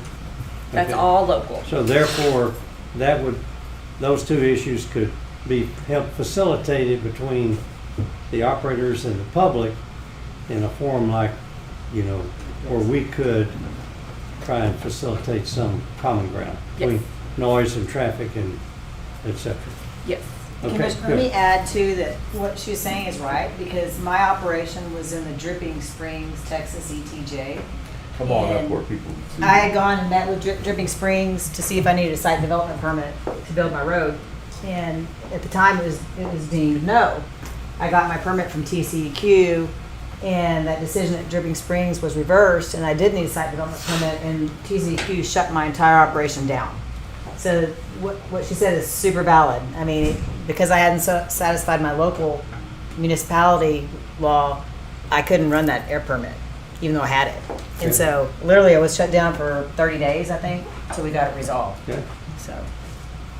Okay, we probably need to wind up here pretty quick. I see a hand back here. Yes, sir. Earl, can I ask you a question? What kind of a workload are you dealing with now as far as a time frame for a renewal of an air permit? How far in advance should someone get started if they're, if they're approaching the term of their permit? That's personal. Is it a standard permit or is it a case-by-case permit? It's a standard. Depending on the permit, I mean, if there's an opportunity for a contested case hearing, you're probably going to get a request for that, which is going to add time. So a renewal that's not contested, it still requires notice. I would say it's probably like the 3 to 4 month range to get it. Not years. But if it's contested, and then it does get granted the hearing request, and it does go before the SOA judge, probably 18 months to 2 years. Oh, okay. All right, terrific. And lastly, can I follow up, Tom? You know, I've spoken to you about this before, and after speaking to Mr. Ingram, I'm actually, I think, more comfortable with this proceeding or going forward from where I am now. Okay. In fact, the dust we're getting up on that road now that's, getting over into my shop, the only ones that are respectful of that are the Ingram trucks, quite honestly. It's the other trucks that buzz in and out of there. And so right now, I was under the understanding from the Aggregate company that there was going to be a paved road from day one, which never happened. Okay. And so we're getting some dust in there now. Not from the Ingram trucks, because they go very slow and they're very respectful of our situation. It's the other traffic that buzzes in and out of there. So I'm better off if that road's paved at this point. So that would again, my concerns arose from I didn't know what a concrete plant put off into the air and contaminating my operation is the only thing. And I'm comfortable, after speaking with them, that we're going to be okay in that. Okay. But I don't know what I can do if they don't go in there to alleviate what I'm dealing with now. Right. Because in summer, your painting facility is right close to. It's actually, the road's not really creating a problem for my painting facility. Right. It's really more just my guys in there. Oh, I see. Okay. That are getting, right. Dust just pouring in on only, like I said, with pickup truck traffic and things like that. It's not the rock trucks because they slow down to a crawl right there and they don't really cause a problem so far. And I'm appreciative of that. Okay. I guess if you don't mind, could I give a little bit of clarity on kind of what we have proposed? Sure. Watch this. Who you are. So, my name's Earl Ingram. Let's get you to the podium. Oh. There you go. Get you to the podium. There's a camera. People can see you. Sorry about that. The last speaker for the public was Nathan Fox. And if you'd identify yourself, sir. I apologize. My name's Earl Ingram. I'm CEO and chairman of Ingram Ready Mix. We've applied for a permit on a piece of property that we have under contract to purchase. The property actually belongs to West Texas Aggregates at this time. We have no affiliation with West Texas Aggregates other than purchasing a piece of property that they have cut off. But that piece of property does include their current entrance and exit road. In our contract, we would own that entrance and exit road, and we've deeded an easement back to them to continue to use the road, but it would belong to us. Okay. So within the permit that we've applied for, it falls into our entrance exit. It had, to abide by the requirements of the standard permit with enhanced controls for a concrete batch plant, we would have to pave that road from the highway all the way back into our facility, and our entire facility has to be paved, everything that we're operating on as far as our trucks, our wheel loaders, and our aggregate stockpiles are on top of pavement. That would be the construction of a new facility. Obviously, as soon as we had that facility up and running, our intent is to tear down our current facility on Sidney Baker and vacate that piece of property and put it on the market and move that. But that message, and I just kind of wanted to say that, kind of publicly here, because it's hard to get that message out to the public. And what is our plan? What are we doing? I mean, we applied for a permit with TCEQ because that's kind of step one of what we have to do to be able to build a new facility. I think that's the message Jill was saying too. It's just the operators, the owners, communicate with the public of what's proposed, what's being done, and hopefully listen to them as part of that. Absolutely. And I had a very nice conversation with Mr. Fox last week and explained every bit of detail of the plant that we plan to build as much as possible, and obviously glad to continue having that conversation as it goes on. But anyway, I just wanted to kind of clear that a little bit. If anybody had any question on that. Thank you. Thank you. Mark? Identify yourself. Okay. Mark Mosier, Airport Board President. We took it very seriously when we heard that a rock quarry, this rock crushing facility was going up adjacent to the airport. And we kind of did our own study and visited the place, and the owner was very, very cooperative and very helpful. We currently have a really, really good relationship with them, and I'm confident that anything that does come up will be handled. We were concerned about radio frequency, not an issue, totally different wavelength. Noise, don't hear it too far away, prevailing winds.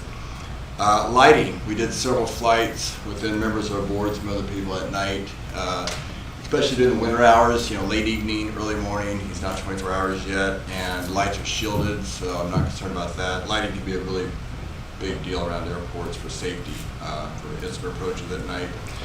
So it came down to really dust. Dust is our issue. Avionics in airplanes are very sensitive to dust, contacts, connections. We have some $40, $50 million airplanes out there, and it's a big deal. Manufacturing, we have Mooney. Killdeer is going to go in, and I know they have clean air areas within their plant, and I know dust could be a big issue to them, especially to them as Jason they are. We have a new avionics facility. They're opening these expensive units up, and any dust in the area is a concern. We do have our own rudimentary way of measuring, and I do have a question for you, how you measure so you compare air quality over a given period of time, because I know it varies day to day, if not month to month, with humidity and things. And I have personal experience with the situation with smog, where you combine moisture in the air at the river right there and dust, and then you get particulate matter a lot sooner when the temperature dew point gets closer together. But we have something called an AWOS, which is an automatic observation service, and it gives us an RVR, runway visibility range, which is basically horizontal visibility. And that is recorded, and it's recorded in the cloud, and we have ways of adjusting those dates so we can have rolling time periods of 3-month averages compared to this year, the year before, the year before, or 6 months, whatever we want. And that's something we intend to monitor going forward. I didn't know if you had anything to monitor that. That'd be helpful. Time is on. That's what we're doing. I'll be interested in following up with you on that. Sure. Appreciate it. Well, thank you very much for what you do. Appreciate it.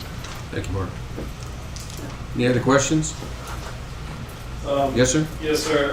My name is Ben Eldridge. I'm with the Civil Center for Conservation over in Kendall County. But actually, I have a question for my associate Cliff Kaplan with the Hill Country Alliance. And he's asking for Burl. He said the concrete batch plant standard permit is currently being amended, and this was not a pre-scheduled time for this amendment to occur. Is the TCEQ considering an extension of public input to give communities enough time to participate effectively? Meaning, if you guys are going to update this permit, are you also allowing some public input on what goes in that update?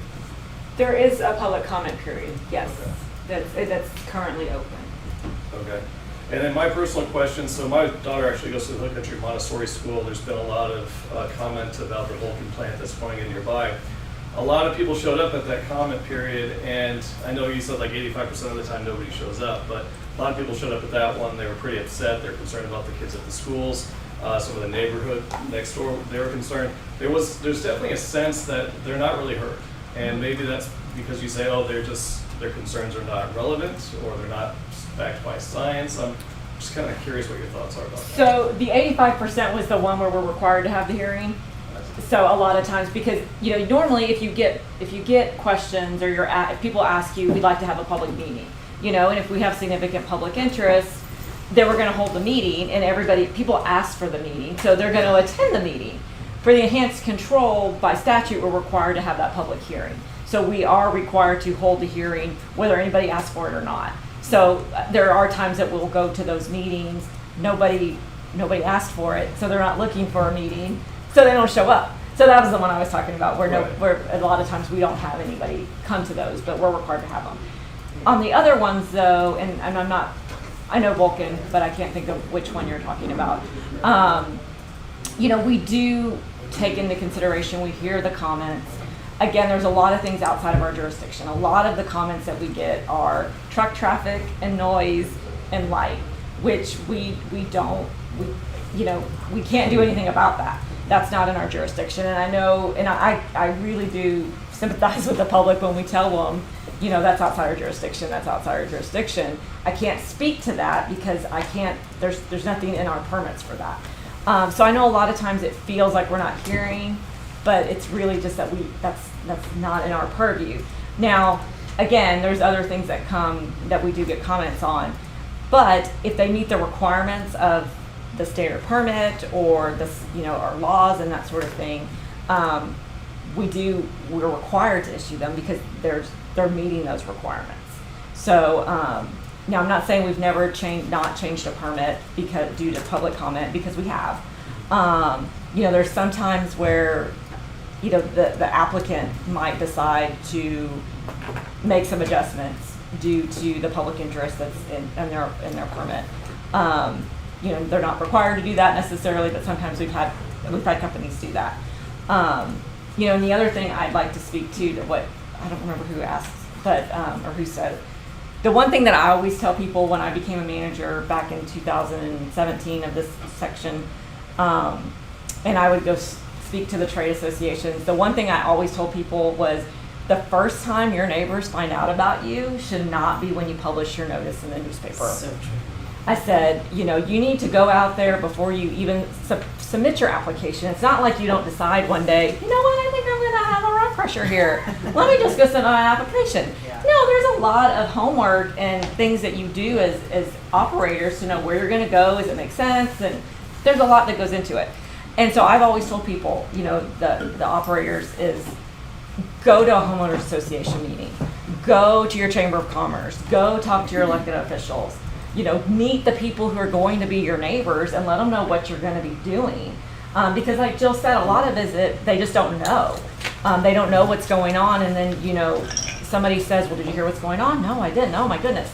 And so a lot of times it's just, they don't know. So I always tell everybody, just go out and tell them that, the first time they find out about it, shouldn't be the sign that's sitting on the highway at your entrance of where your future site's going to be. That shouldn't be the way they find out about you coming to be their neighbor.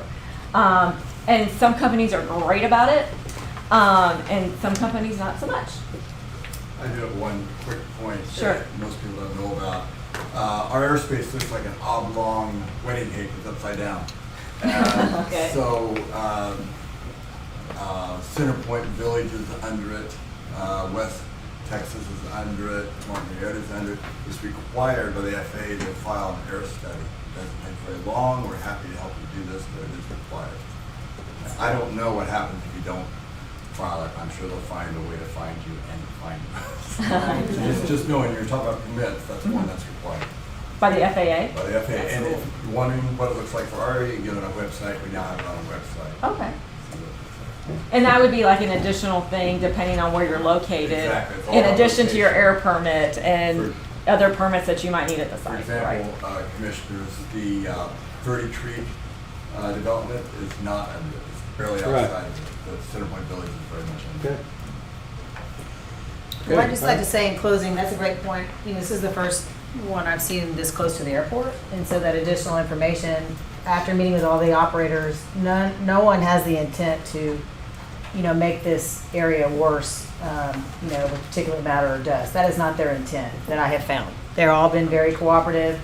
And I think Kerr County is in a unique situation because the neighbors here that are in this room are super realistic and honest. Frances told me, I remember, I'll never forget this, the first time she heard me speak, she didn't even like me because my background was quarry and she didn't know what I was going to bring to the table, but we made some headway and have become friends. And, I just think the county getting this initiative together and the people sitting in this room who actually want to do something to work together is good. And I haven't found anything negative about it. The communication is open. You can already see it's starting to flow.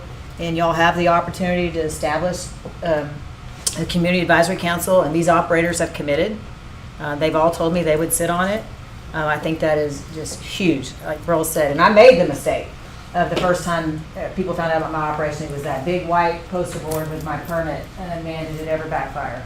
And so I think y'all have got a really good opportunity, and I appreciate you engaging this process and allowing Burl to come in as well. She's just great asset. So I can stick around if you have any questions or anyone else. That's what I've got. Real quickly to wrap it up. Thanks, Burl. Thanks, Jill, for this.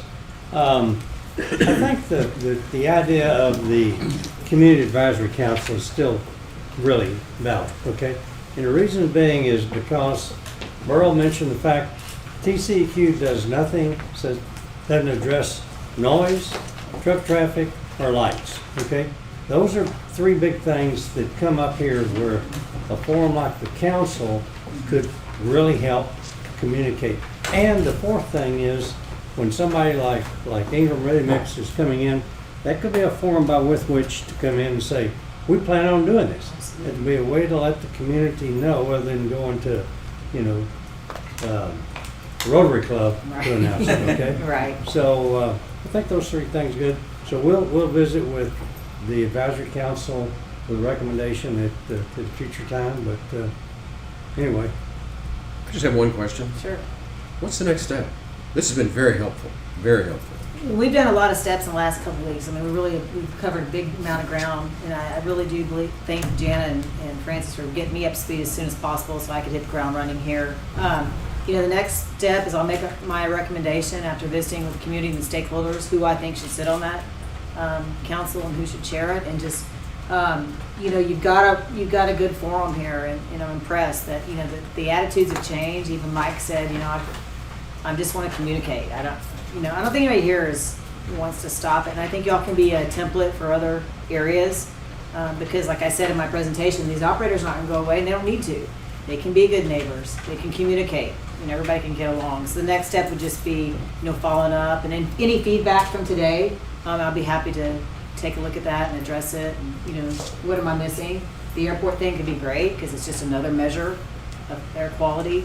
And then I think the counties have, like I saw a case study a few weeks ago that I was involved in Marble Falls. Probably you may know about it. And an operator just wouldn't comply. He just wouldn't comply. And so the county came in. They put a moratorium on any mining, or the LCRA did, the Lower Colorado River Authority. No mining right now. And so for 2 years, so they stopped it. And so you don't want to see those extremes.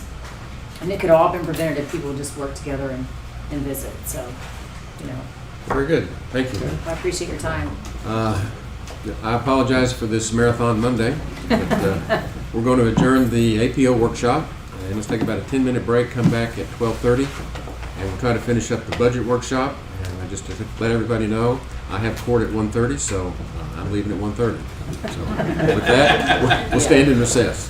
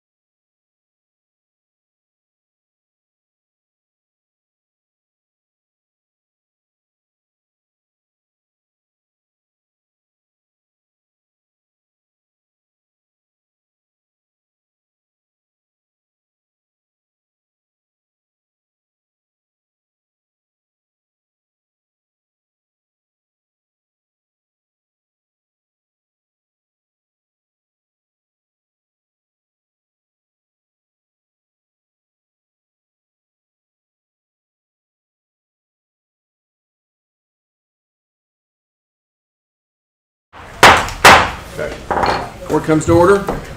And we're back on our So good. budget workshop. I think we're on part-time hires. Part-time request. Request. All right, for part-time requests, we have two of them. The first one's gonna be Justice of the Peace 1 and 3 floater. They discussed that briefly this morning. I don't see them in here, so I'll present it.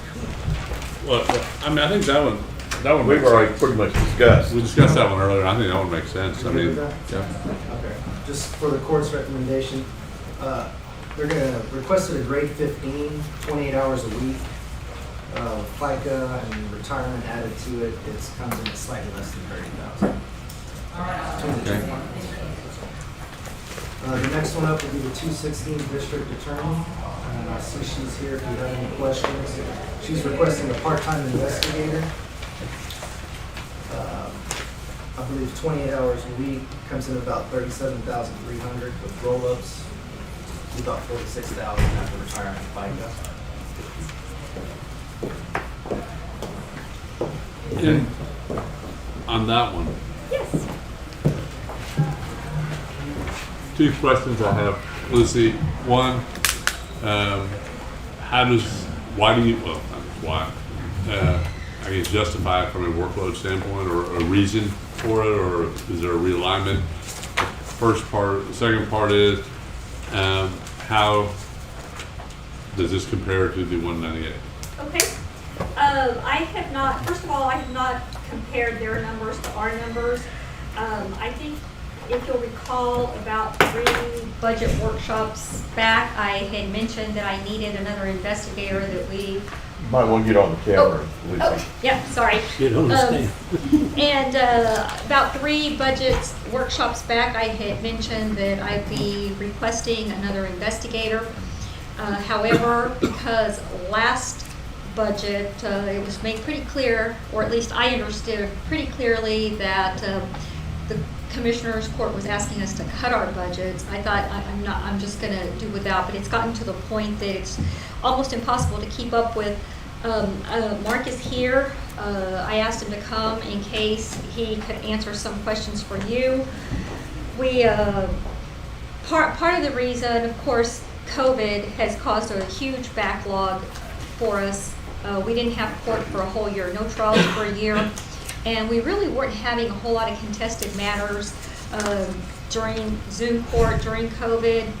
There was a couple of months where we pretty much didn't have court, and then we started doing Zoom court.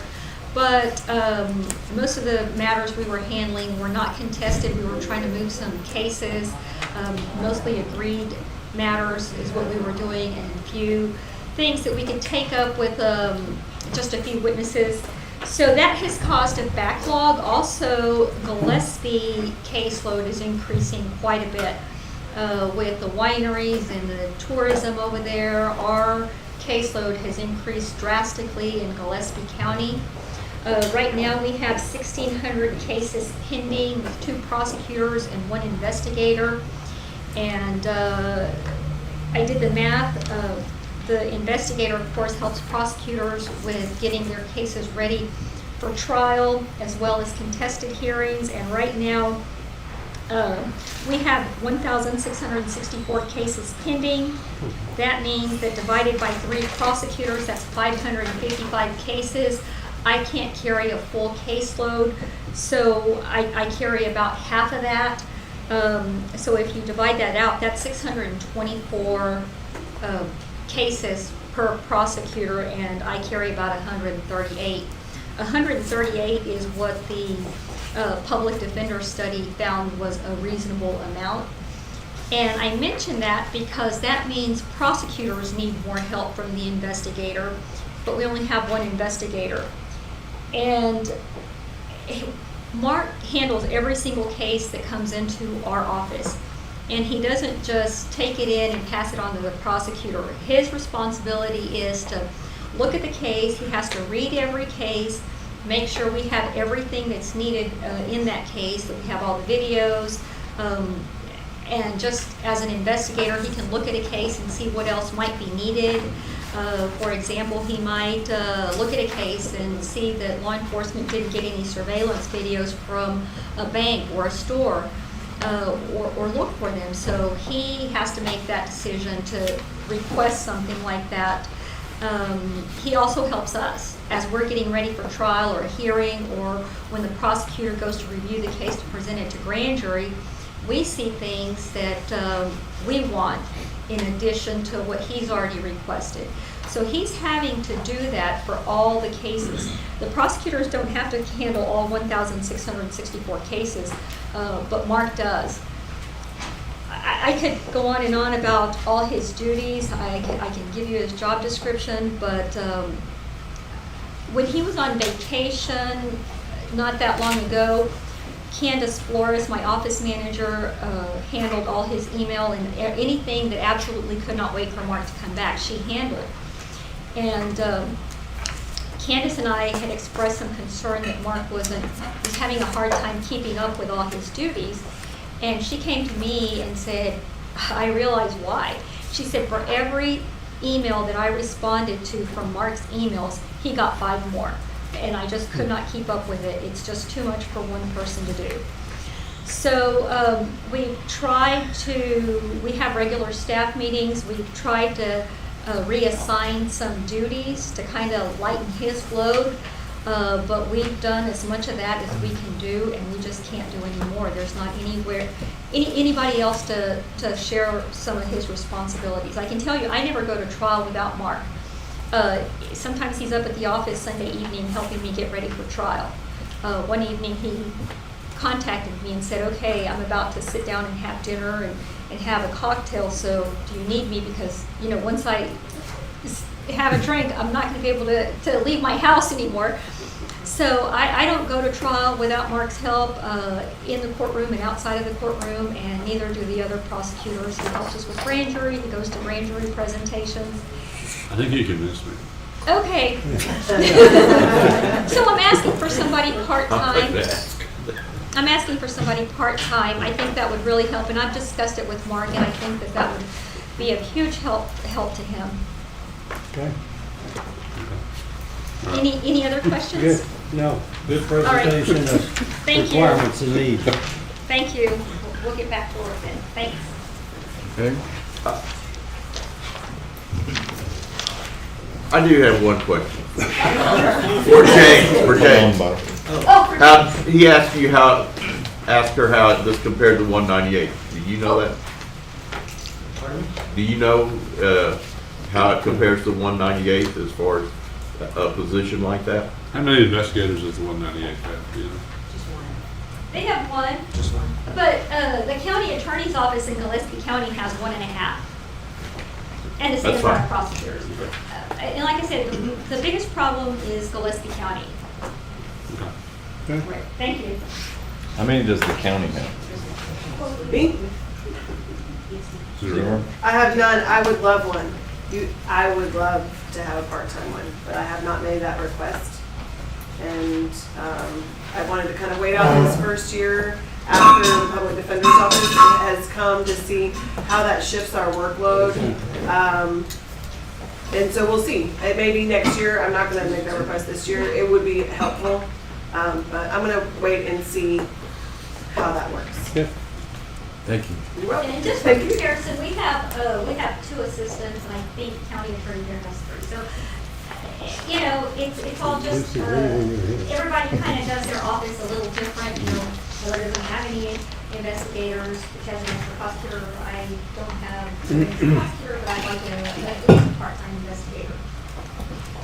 I have a civil division that's entirely different. From Right. that, just for all that's worth. What's next, James? We have capital outlay requests. Okay. Next, so This one right here? that's correct, yes. Constable 3 has requested $6,000 for a new radio to communicate with outside agencies. It's a Motorola. I don't see him here. I don't have. What's unique about Constable 3 in communicating? I had the same question. Okay. I'm not really sure. I think, well, He didn't I actually think that send should be a put letter. on hold. Yeah, he didn't send a letter, he sent an invoice. Okay. Okay. Put it on hold, and I'll be putting this on the agenda, something related to this. Okay. Animal Control is requesting 2 Ford F-150s through the Enterprise Program. As of the preparation of this, we did not get a quote from that yet. I think, Reagan, did you get something? Yeah, I'm still working on that Okay, because that's they fine. needed to know the equipment stuff, and Yeah. I'm kind of stuck with watch guard right now. Okay. Still waiting. They're not responding. So this is just to give the court a heads up that, and we'll probably bring that back in a later workshop with some exact Okay. pricing. So what's the pricing on those two? Or we don't know yet on either? Enterprise hasn't given us a quote yet. Well, But what about the cameras? That's 5 cameras. That should be a known. So, the reason I don't have in learning about how the leasing works, I have talked to somebody about all that, but I'm supposed to come up with a list of everything that needs replacing in the vehicles, because we have broken stuff in some vehicles, things that don't work. So I've got to come up with a list.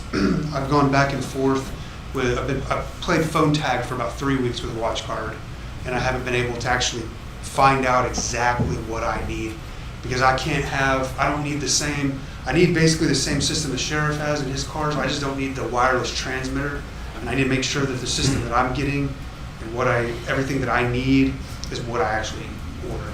So that's why I don't have a price yet. But hopefully by the end of the week, I'm going to have prices on all this stuff. The system, Ray didn't say this current system is broken. Yeah. Not working. Yeah, it's bad. We're sending people out without cameras, which is dangerous. But we had 5 WatchGuard systems. I'm the only one that has one that works. It's probably about 15 years old. It works about a quarter of the time. So I've got to replace all those. Yeah. It needs to be done. We just need to get the actual number. After that is the IT department, $815,000. This is infrastructure modernization. You better take the witness stand.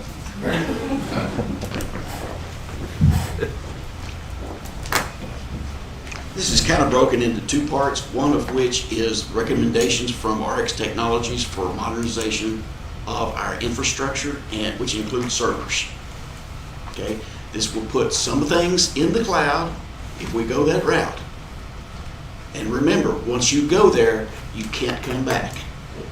It is permanent. You will be paying an annual fee every year for that. To go to the cloud? Yep. Yeah. It's not like a personal thing. They treat business and government totally different.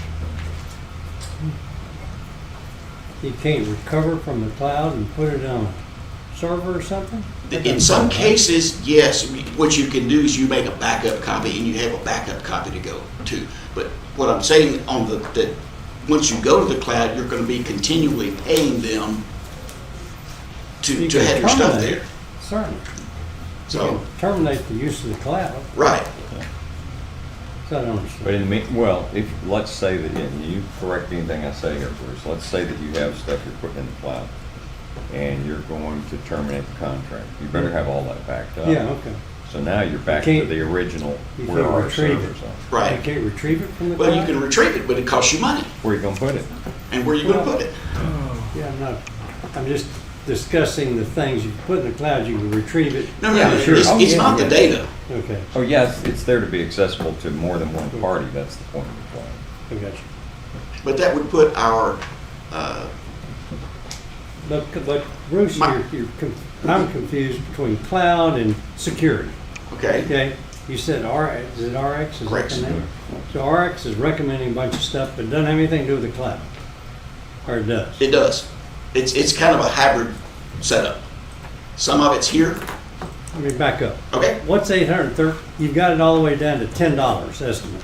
Yep. You must know exactly what you want. I got an What is exact it? estimate from them.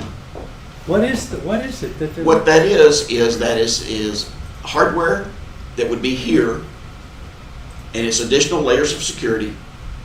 There's also a portion of moving servers, consolidating servers into larger devices that have more storage that everybody keeps asking for, that also puts our Microsoft licensing and email and phone in the cloud. You just made Commissioner's case, Letz's case. We need a consultant.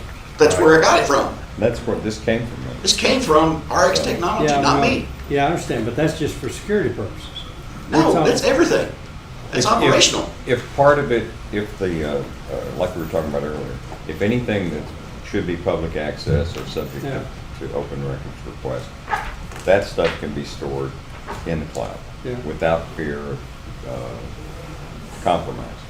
Anything beyond that that's specific to the county and bank accounts and that sort of stuff should be stored here and not accessible in the cloud. So to protect, and we went through this, you and I did, with IT, with KCAD, and how to make the firewall, how to protect the assets of the county versus somebody who is a vendor who has to have access to the information. So that would kind of eliminate the problem. You got one going in the cloud, you got one that stays here in the county. Let me do what the judge says. Let me go up 30,000 feet on this thing, okay? This is capital improvements for $813,000 for information technology. Information, these systems change all the time. Yes, they You have do. to constantly upgrade. Yes. Okay. $815,000 represents what percentage of the information technology assets that we have? I haven't approached it from that standpoint, but it's going Well, to be. that would be interesting. Yeah. Is it 10% improvement, or is it 20 or 50? Well, we would be 120? eliminating a bunch of servers we would not have to rebuy. You got it down to the nearest $10 here. Give me an estimate of what we have in value, okay?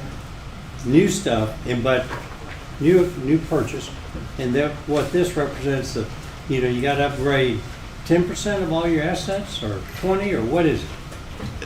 You don't have to answer it because you don't know the answer. But I don't. You're correct. I would like to know that. I'll see what I can find for you. Okay. I think we probably, this is one of those items that needs to come back at a future workshop Yeah. with, and maybe have RX come up and. And actually, I do want to. Exactly. Yeah. I mean, I think. I knew it was you gonna be. would agree with that. I'm And glad I was that going to we have them got with the main course. If you told me we have 300 PCs out there and we have to replace 10%, I'd understand it. Yeah, and that's part of Upgrade. this. Okay, something like that. I do, I mean, we've got 350 PCs, 100 laptops. Yeah, okay, all right, gotcha. We know we need improvements, but Right, what are we buying? yes. All right, good. And this is big, heavy-duty server equipment, and then Right. putting the stuff in the cloud that we can. Okay, any other questions? Thanks, Bruce. Next up is going to be the tax assessor elections department. They're requesting $9,500 for work on a website and storage bin for elections. Oh. Couldn't you get it any higher, Bob?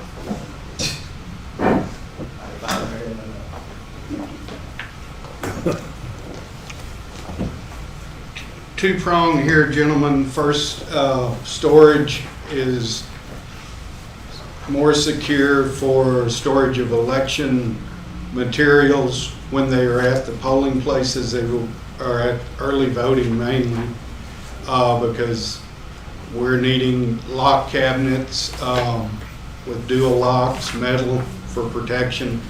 That will run about $2,000 to $2,500. Which we can pay for out of Fund 12, which is a dedicated fund from the election services that we put on holding the elections. Same way with the website, I received a quote for $7,000 for that, which I'm proposing half of it would be paid from the dedicated fund, non-general tax dollars that we receive for putting on the elections. The other half would come out of my tax office budget.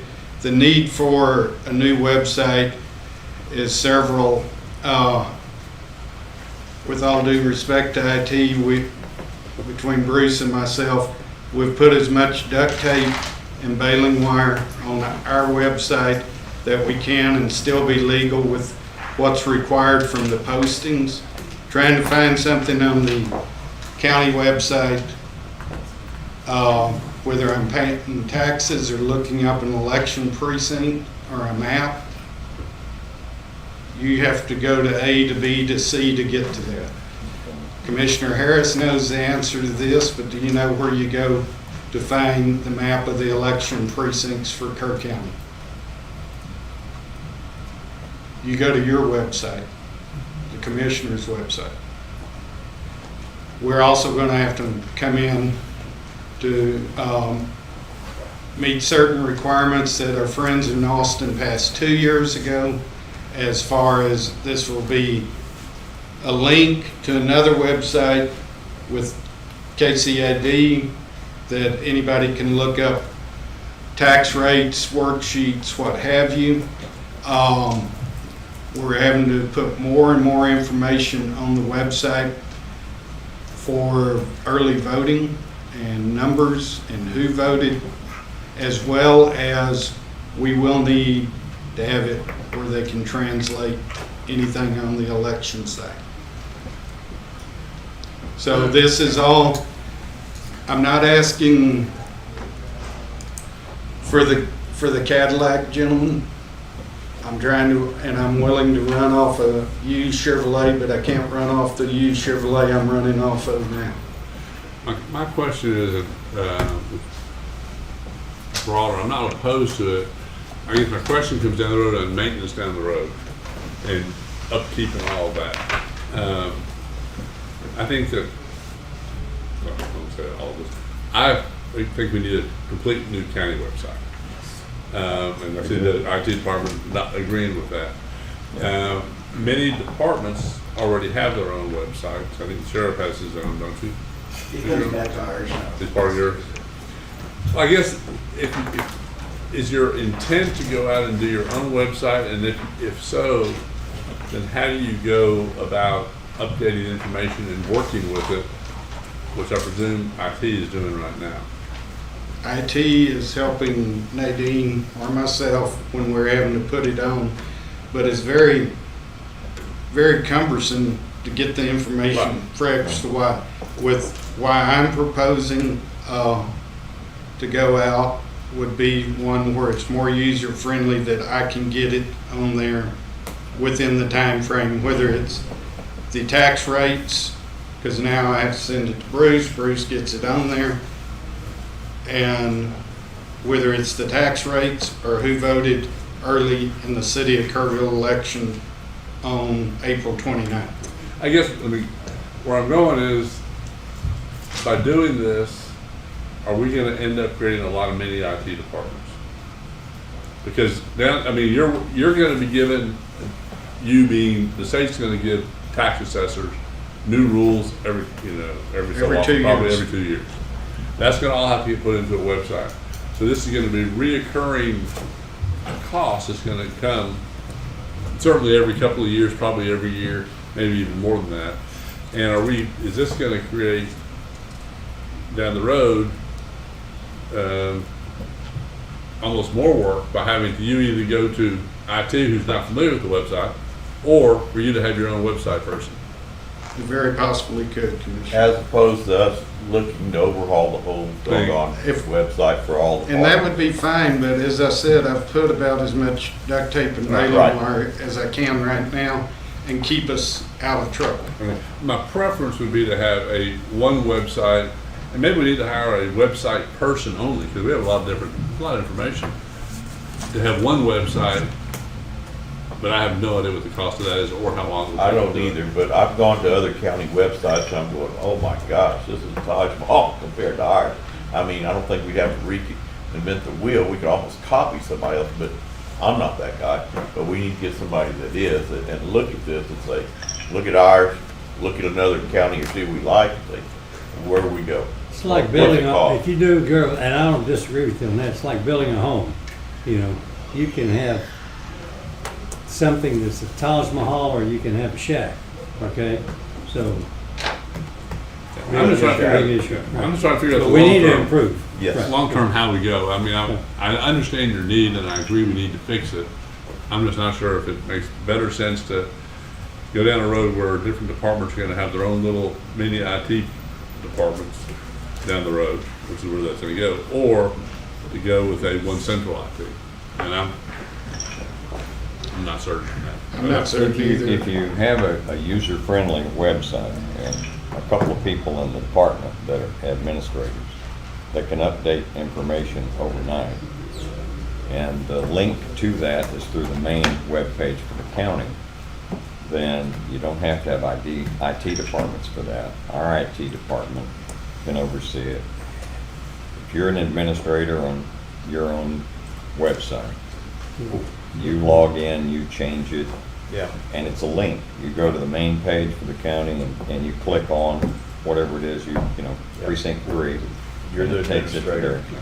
What it does, though, you don't have to be an IT director, but you do have to keep up with it. Every department, you don't want to get on there and the last time it was updated was a year ago. Right, and I just see every department, I say the word IT department, I don't really mean IT department, but they're gonna need an IT specialist in each department, and then that person's gonna have a new job description and want more money.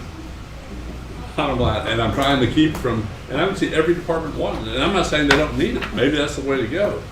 I just think that we need to figure out the best way for us to go down the road, whether it's all go through IT or split it off, let each department have their own. And I don't have a preference, but I think if we start going down the road, it's be hard to pull back. Well, we all agree on one thing, we don't have a very good web page for the county. Bruce, Leaves a lot to be desired. Any idea of what it would cost to redo our whole website and how long it would take? Months. Months? I like your idea. Just And that was one of the reasons I had asked for New Lloyd, was to put them on that. Get somebody who had more specialized in that. Sure, you don't need an extra. Anybody can talk about it. Let me do some inquiring. I visited with Bob on his situation a little bit. I know a little bit about where he's coming from, and talking to him last week. Well, I think with this workshop you're talking about, John, it's a good idea. I do. And what Harley's saying is you do modules. And you don't have to be an IT expert to create or maintain a module. Okay, anybody can be taught how to do that with current information from Bob or whomever. They can create their module and link it to the county website. Right. And So that's what I'm saying. So, Yeah. but if we're gonna, for example, the garden house uses constant contact. Yeah. Yeah. Well, if we're gonna start letting each department do their own little modules, Yeah. they all need to use constant contact. We don't want They have to have right. We want to be consistent between departments. Precisely. Right. Whoever it is you're going to use. Right.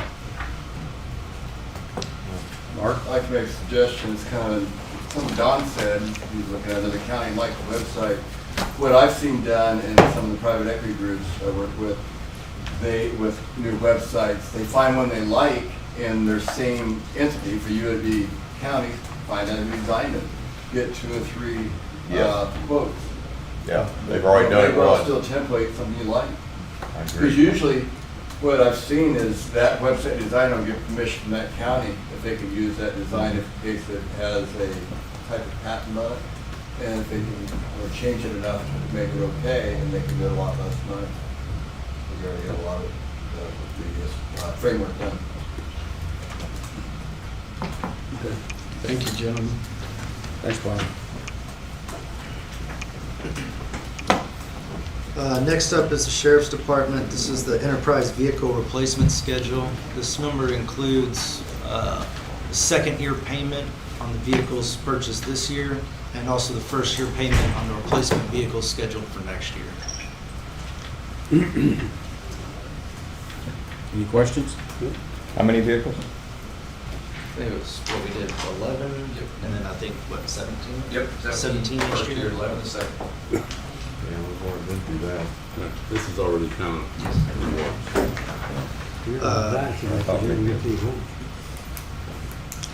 The last one here for the general fund is going to be the Constable 4 vehicle. Y'all discussed that earlier. First year payment he had was $62.86. Yeah, we went through that. His is a dog now, I can tell you, it's just poured more money into it. For Road and Bridge, $298,989. This is for a dump truck, 2 tractors, and one of those brooms. And if you have any questions, our director's here.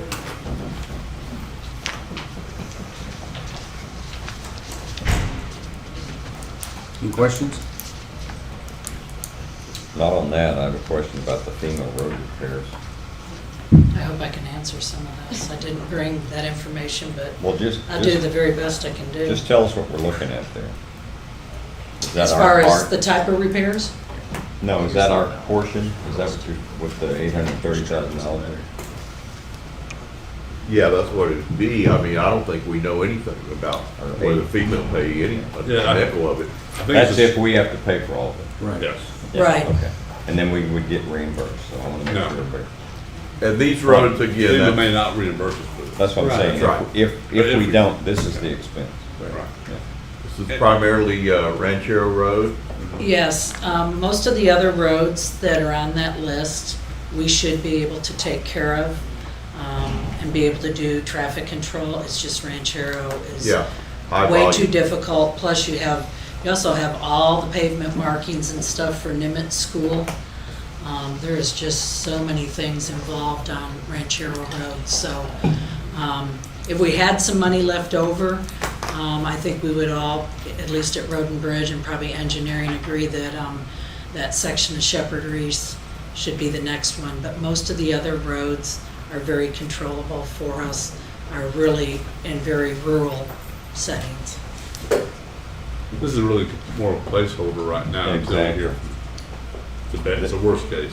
It really should be named the Ranchero Road Repairs, and then we keep our fingers crossed for the FEMA money.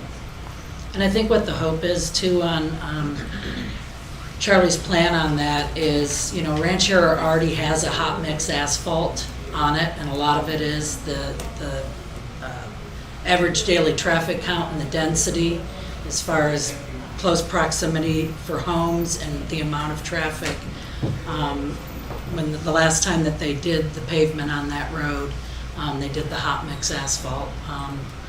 And so we're gonna go with that again, and the nice thing about the hot mix is, for the most part, here in Central and South Texas, you can apply that hot mix asphalt almost all year round, where our process with the chip seal, once that ground temperature no longer is staying at a minimum of 70 degrees, you're looking for trouble. You're looking where that rock isn't going to stick to that oil. So that's why we usually shut down our program at the last day of September, because it fluctuates. The ground temperature starts to fluctuate.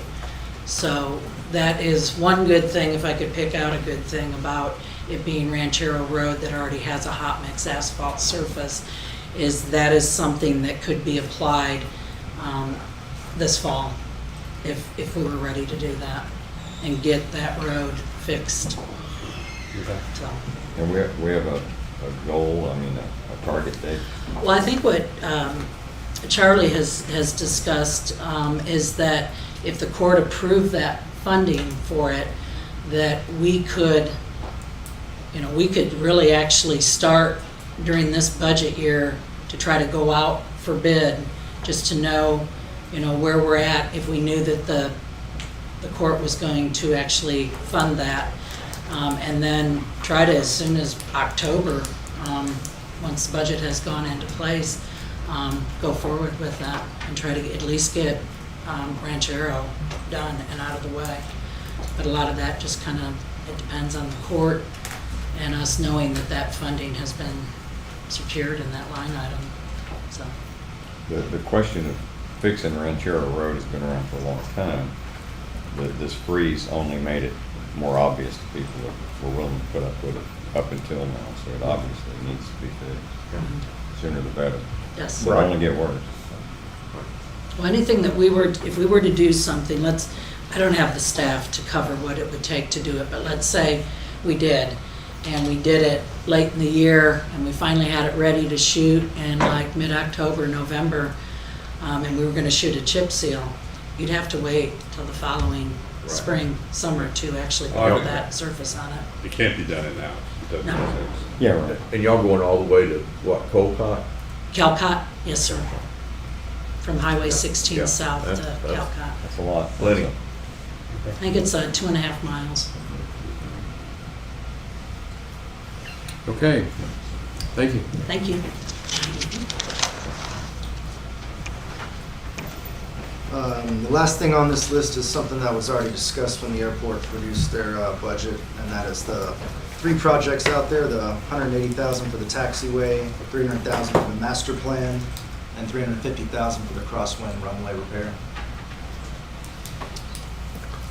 Are these all in the 21-22 budget year they were gonna do? I thought the master plan was in 2023. It's 2023.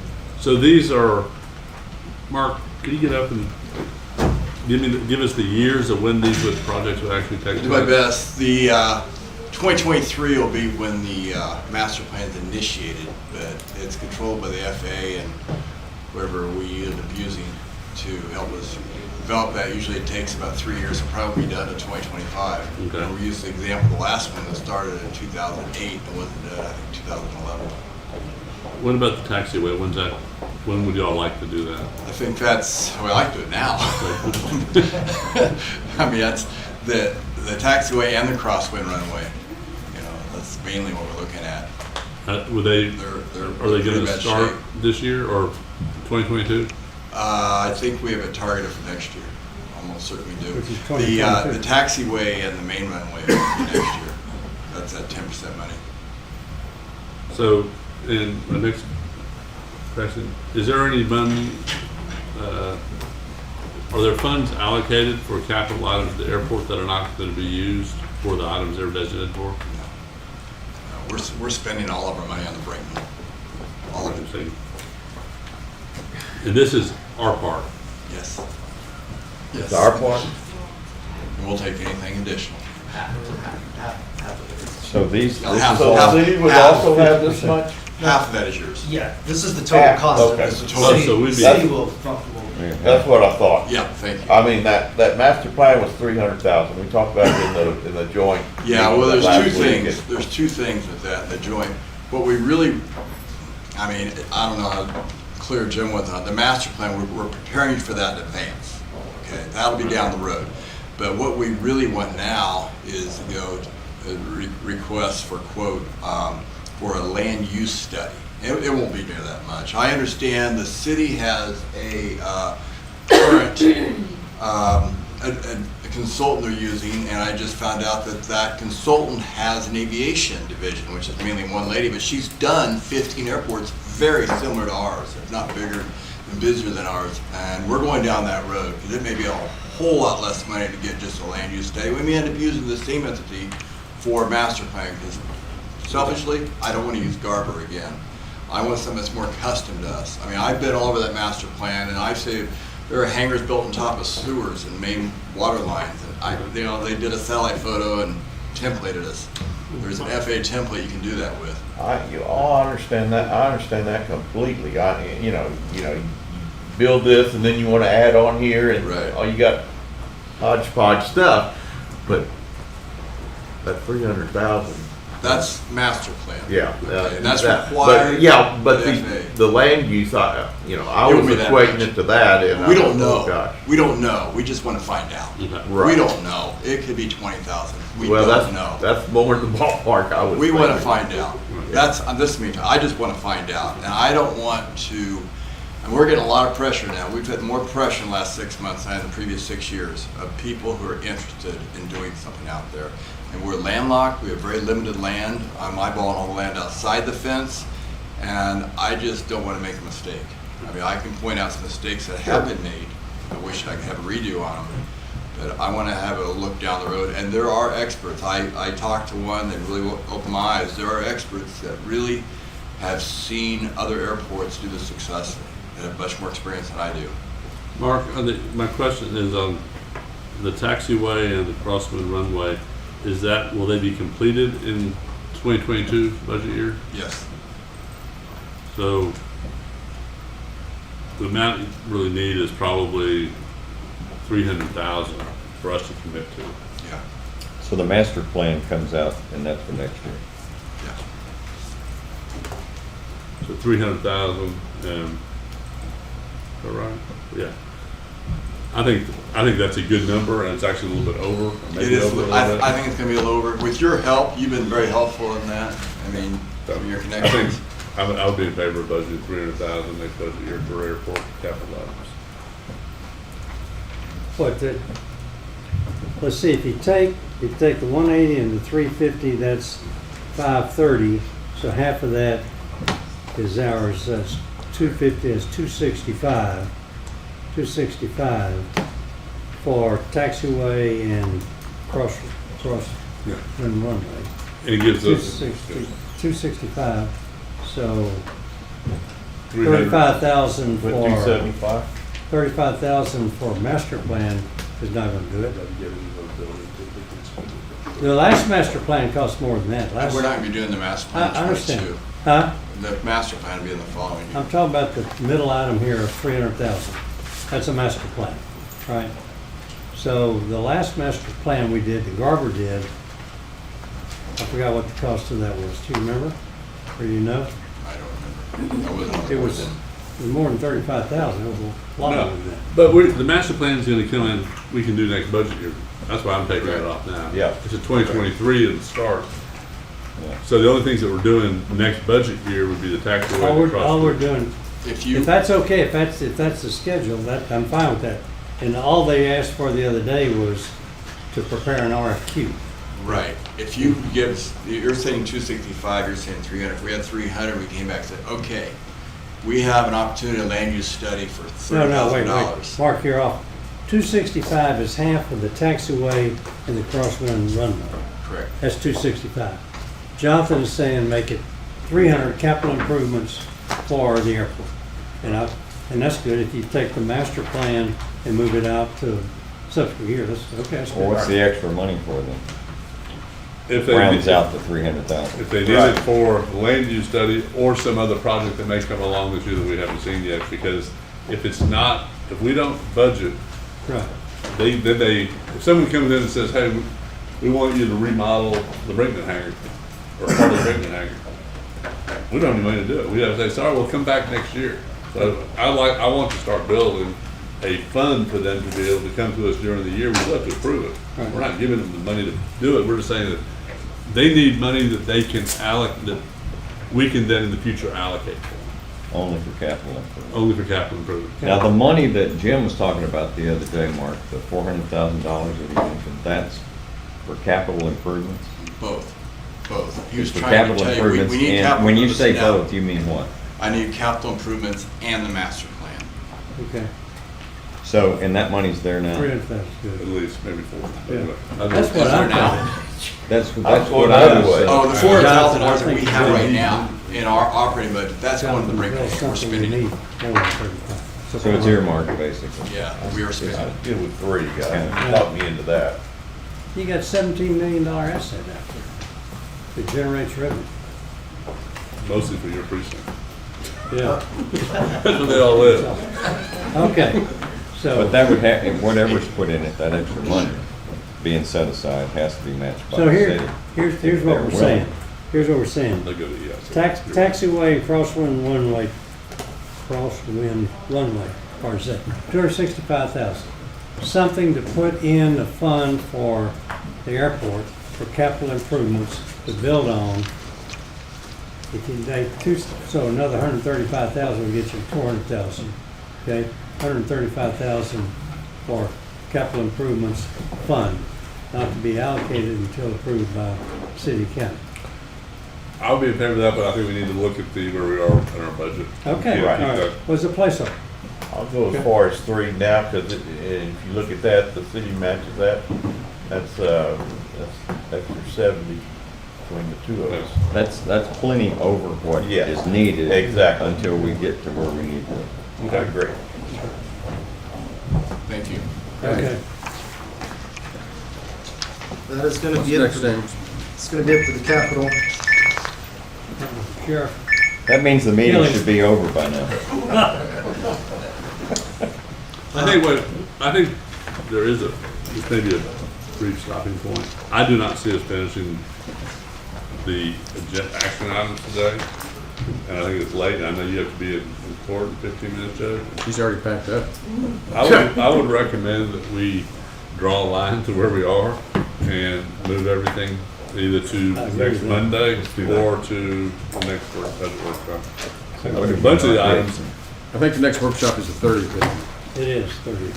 and I can put the items that I had on action items, then we can roll all those into Monday, because I will not be around the 30th. Okay. Do we have to pay bills? Oh, Yes. yes.